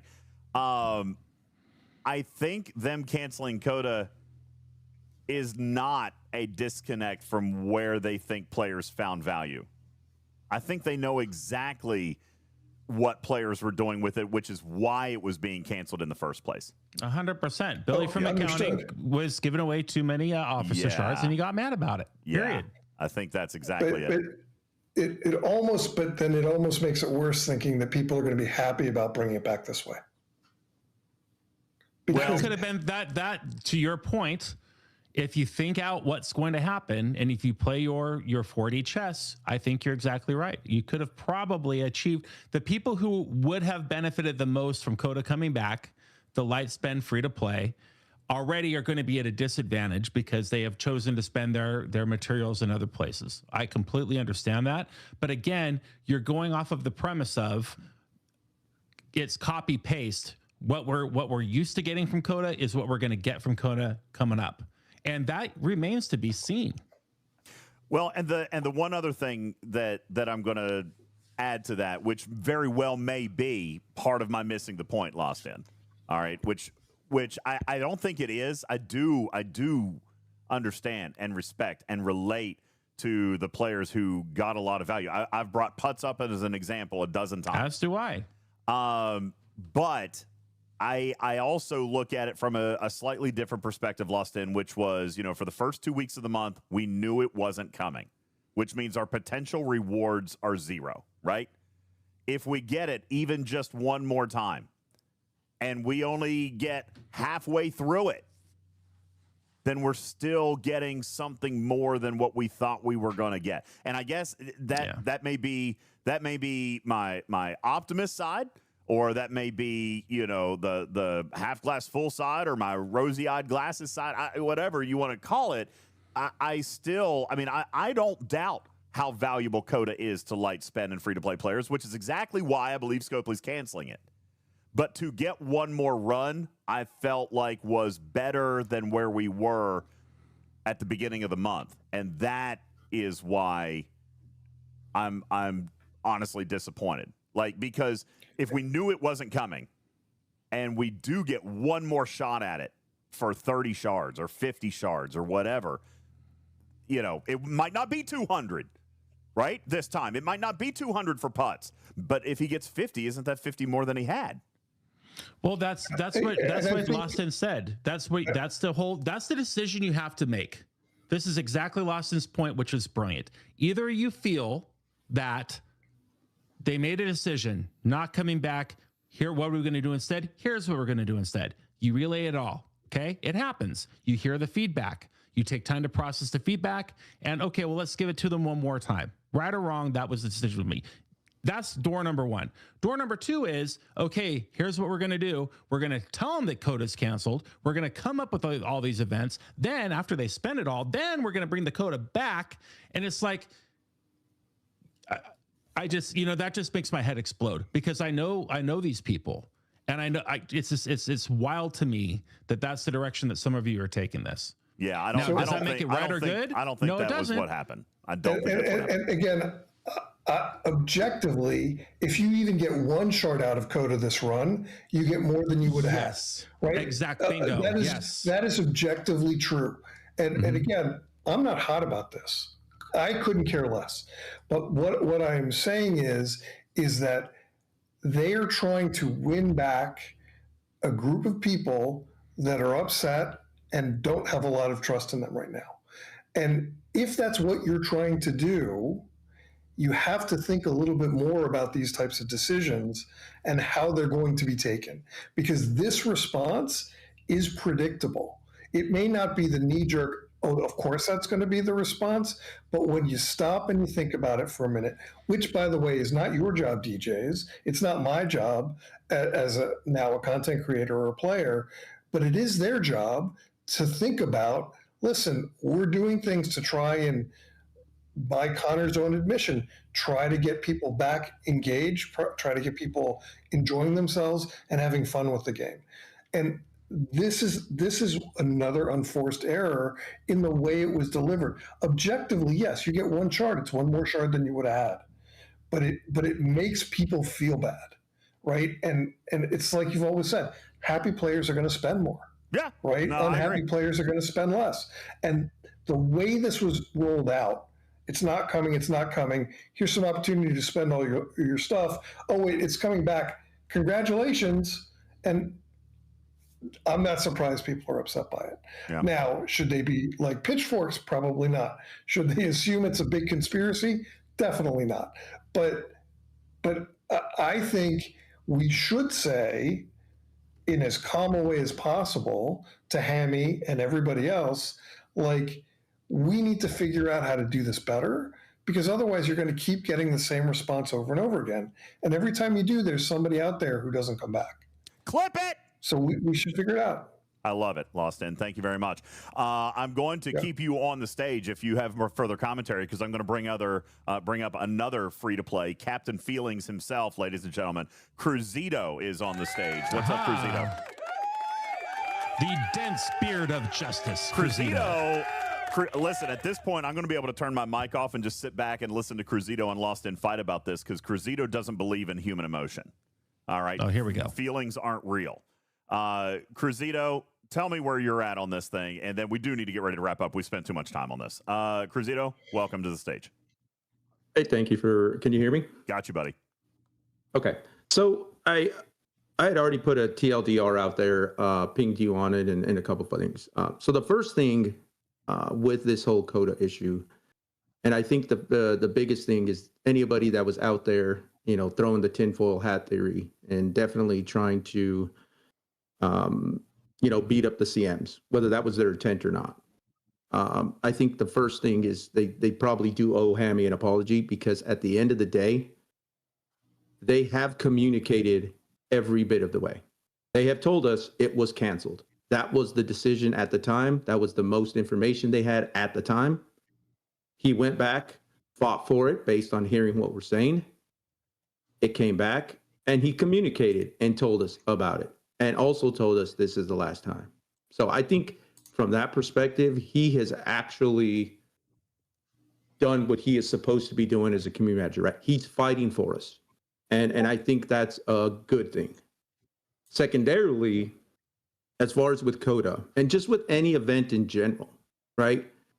We get events in the game, and if you feel like you're going to get a good reward, you spend your resources, you spend your money, you spend whatever it is to get those rewards. And if it happens that the next day, oh, there's a different one, man, I wish I would have saved whatever I had because I might have liked this one better. Guess what? The grass is always greener on the other side. Me, I'm a spender. I went, upgraded my building, got it to 40 because I wanted that task. I was excited by that. Ew. Guess what happened?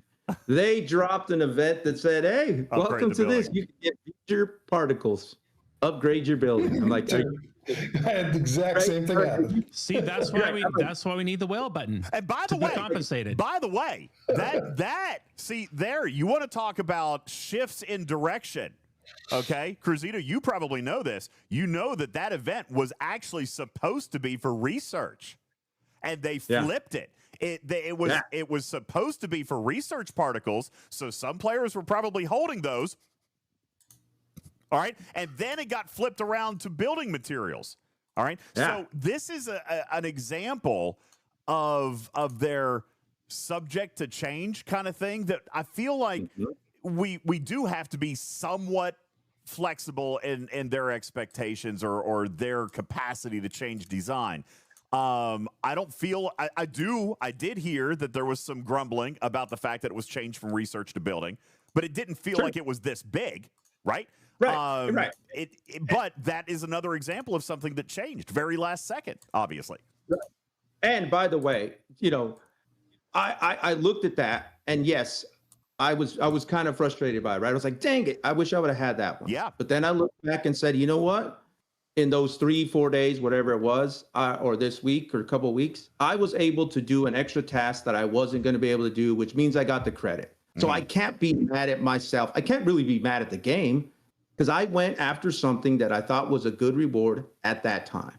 And if a new one came out here and it's a new shiny one, well, guess what? I could have probably waited and hoped that something was going to come. KJ says right? he had to talk you off the ledge, buddy. Yeah, you did. And he did, right? And this he's the one that gave me kind of this perspective about the grass and the greener and the whole nine, right? The other side of that too, and I get it. Folks are saying, I spent everything. I dropped it all because CoTA's never coming back. I know, and this show specifically, there has been, we don't know what's coming up, and no, you shouldn't hoard it. But you should not spend to zero because guess what? Billy from accounting or something's going to come in and say, hey, we haven't got this thing going. There haven't been these resources spent. You might be able to do it. And that at the same time means be smart with your spend, Make sure that you are okay with what you're trying to get at that time, knowing that something may be coming, later, but don't spend yourself to zero. And at the end of the day, I know it's hoarding. It's the way we want to do it, but you've got to maybe look and say, what is hoarding actually doing to the progression of my account? And by me holding on to these, what am I missing or that I could be getting in the meantime? That's a fair point. You guys teased me for spending my materials early, but I have an affiliate now that has only died 18 times in the Veil, and I'm very happy with that. All right. Oh my gosh. Well, that's because it's your affiliate. And but Cruzito, the thing that I'll say, yes, only 18. The thing I'll say in support of what you're saying, Cruzito, is just because Dr. Frankenstein is calling it CoTA doesn't mean that that's the actual monster that's going to reawaken from the dead. Right. And you mentioned, Steven Zarin, right? He would sit here and say, we're ready to burn the building down. They said CoTA's coming back. We don't know what it looks like yet. So we're ready to burn the building down. And guess what? For all we know, I'm going to go out on a pipe dream, put the tinfoil hat here, rainbows and unicorns. Maybe they're going to actually cut the milestones in half, and maybe they're going to give us the same rewards. Who knows? Are you serious? Maybe they're going to triple the milestones and cut the rewards in half, and everybody's going to look at it and go, why was I so mad in the first place? Nobody's going to do this shit.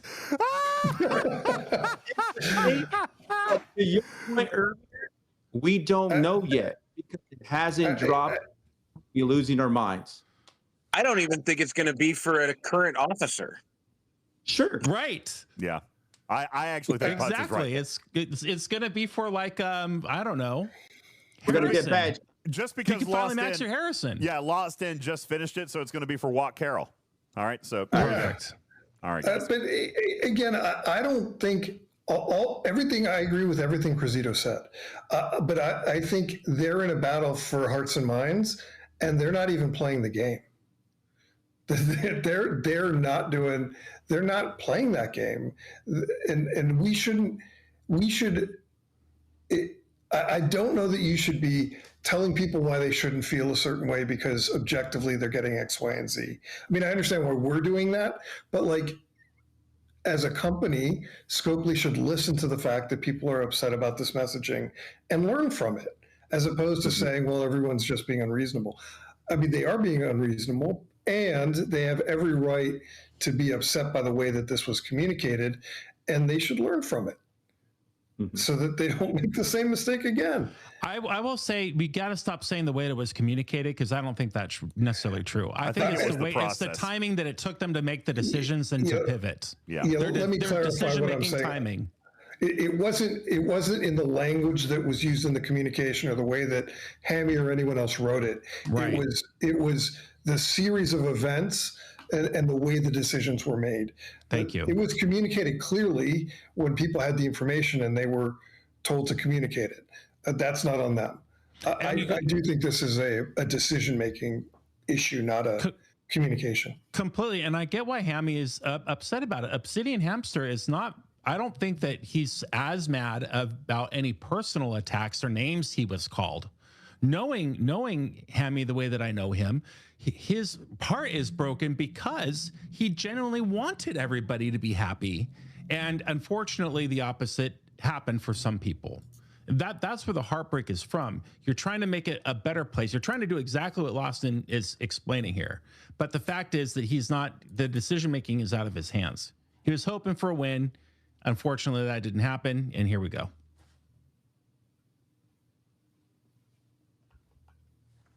Agreed. So, I mean, you're not wrong, it is what it is there. We just have to wait and see. We got to all log into our games next week and see what Frankenstein version of CoTA has arrived. And I think that you'll either be on Team Cruzito, which is like, this is a pot of gold at the end of the rainbow. I hope it is. Or it's going to be like, why are we even talking about this in the first place? Because this is not CoTA. By name it is, but this is not, anyway. And then we move on.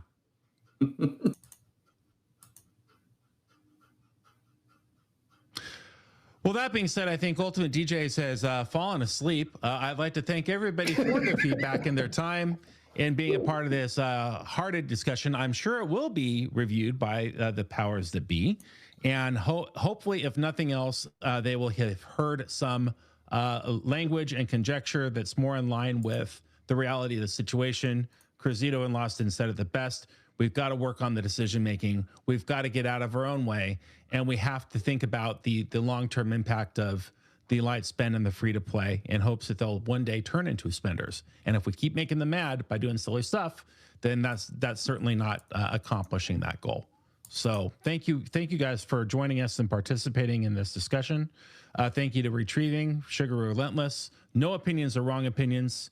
That's what makes it great. Having conversations where we don't always agree makes everybody better. And so thank you to everybody who is participating in that today. I guess UltimatDJz is just not going to come back. I guess we're just going to have to say goodbye from here. But I hope you guys all have a wonderful evening. I will look forward to seeing what's going on with the Lego stream at the end of the night. I'm going to build that too. Lawson, I ordered my light kit. Are you building one of these Legos too? Why not? In all your free time? I don't have any free time to be building Legos, but if you want to send me one, I'll build it on stream. I mean, I could probably arrange that. I hear that they're back in stock. What are you going to do? Oh, man. I'm just going to have to push the button. Yeah, there you go. Talking Trek is a wholeheartedly owned subsidiary of Billy from Accounting Incorporated. Billy from Accounting, bringing hours of fun and enjoyment to your Star Trek Fleet Command, now the #1 sponsor of Talking Track with UltimatDJz. Boy, if that doesn't bring him back, I don't know what will. Dude, you have. Oh, there he is. You have no idea. I have needed to go to the litter box for like 2 hours. Okay, and I just couldn't hold it anymore. Do we need to change your litter box? Did you have an accident? Yes. I literally started to pee on myself. Okay, I just couldn't anymore. Had to go. I flipped the camera. I muted myself, and I went. I already thanked our guests for joining us and thanked them for all their feedback. Well, and I explained that having different opinions and disagreements and talking them out is always good for everybody. It is. This is what I loved about this. This is what I wanted to do with this whole CoTA conversation. I just didn't expect to do it on a 4-hour show tonight, but I'm glad that it's out there. And as Griffin has so elegantly put, I think it's super important to be able to have this kind of discourse and be able to have this kind of conversation and to be able to have this kind of disagreement while respecting each other and having good conversation and exploring other perspectives, et cetera, et cetera. So, I agree with that wholeheartedly, and that's what Talking Trek has done for 7 years, and I'm glad that we're able to continue to do that here and now. And with that, we will actually conclude our show. Thank you to everybody. Thank you to all of our guests. Thank you to all of our panelists. Thank you to Lost In for dropping in on the stage. We appreciate that. Cruzito, Retrieving, everybody, Sugar Red, everybody who was able to contribute today, and all of you in chat, all of you at home, and all of you listening in podcasts. Thank you to Jules Vern and the Talking Trek Lab Rats for their presentation in 20 and 20. Thank you to Sudo for coming on. Man, what an action-packed show. We probably did not need to do all of this in one show. We probably should have spread it out a little bit. But, when the community comes calling, we are here to deliver.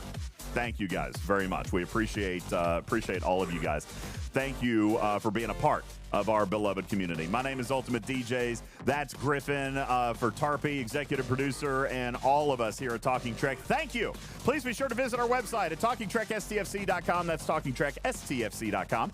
That'll link you over to our new and improved UltimatDJzPlays.com, where you'll find a link, Griffin, to a brand spanking new Instagram account. Wow. Yeah, there's only Welcome to 2014. Yeah. There's only like 2 clips on it, but I'm sure we're going to get a couple out of this show here tonight. So yeah, we're going to start to have a little bit of fun with that. Lost In, are you streaming? Can we raid to you? That would be great. That'd be great. I'm not, dude. I got to go to bed. Yeah. Scribbler's up. Come on. Scribbler's on. All right, let's go say Scribbler's Scribbler. Because I also must go to bed. And now I have to change my pants too. All right, guys. Appreciate you guys all. Have a wonderful evening. We'll see you back here. Let's see. What is today? Thursday? Possibly tomorrow, maybe for some Voyager, but I might go to bed early. Actually, I think I'll probably do Voyager. Saturday, Studio B. Sunday, End of Arc podcast. We'll start ratings and reviewing everything in full from this very questionably I can't even say the word, Lost In. It was indeed not necessarily Scopely's finest. We're going to break it all down this coming Sunday, and then we'll get into another week of content. By the way, quick side note, Lost In, I got a message from our vet friend in Idaho. He was able to secure both the cow and the specimen sample. So we're ready to go for Idaho. You in? You're so in, aren't you? He's so in. All right, guys. That's a yes, by the way, for those of you who don't know. That's a total yes. All right, we're going to bounce on out of here. Appreciate you guys all. My name is UltimatDJz, your friendly neighborhood cat person. Saying meow for now, 11 minutes. Catch you on the next one. Good night, everybody.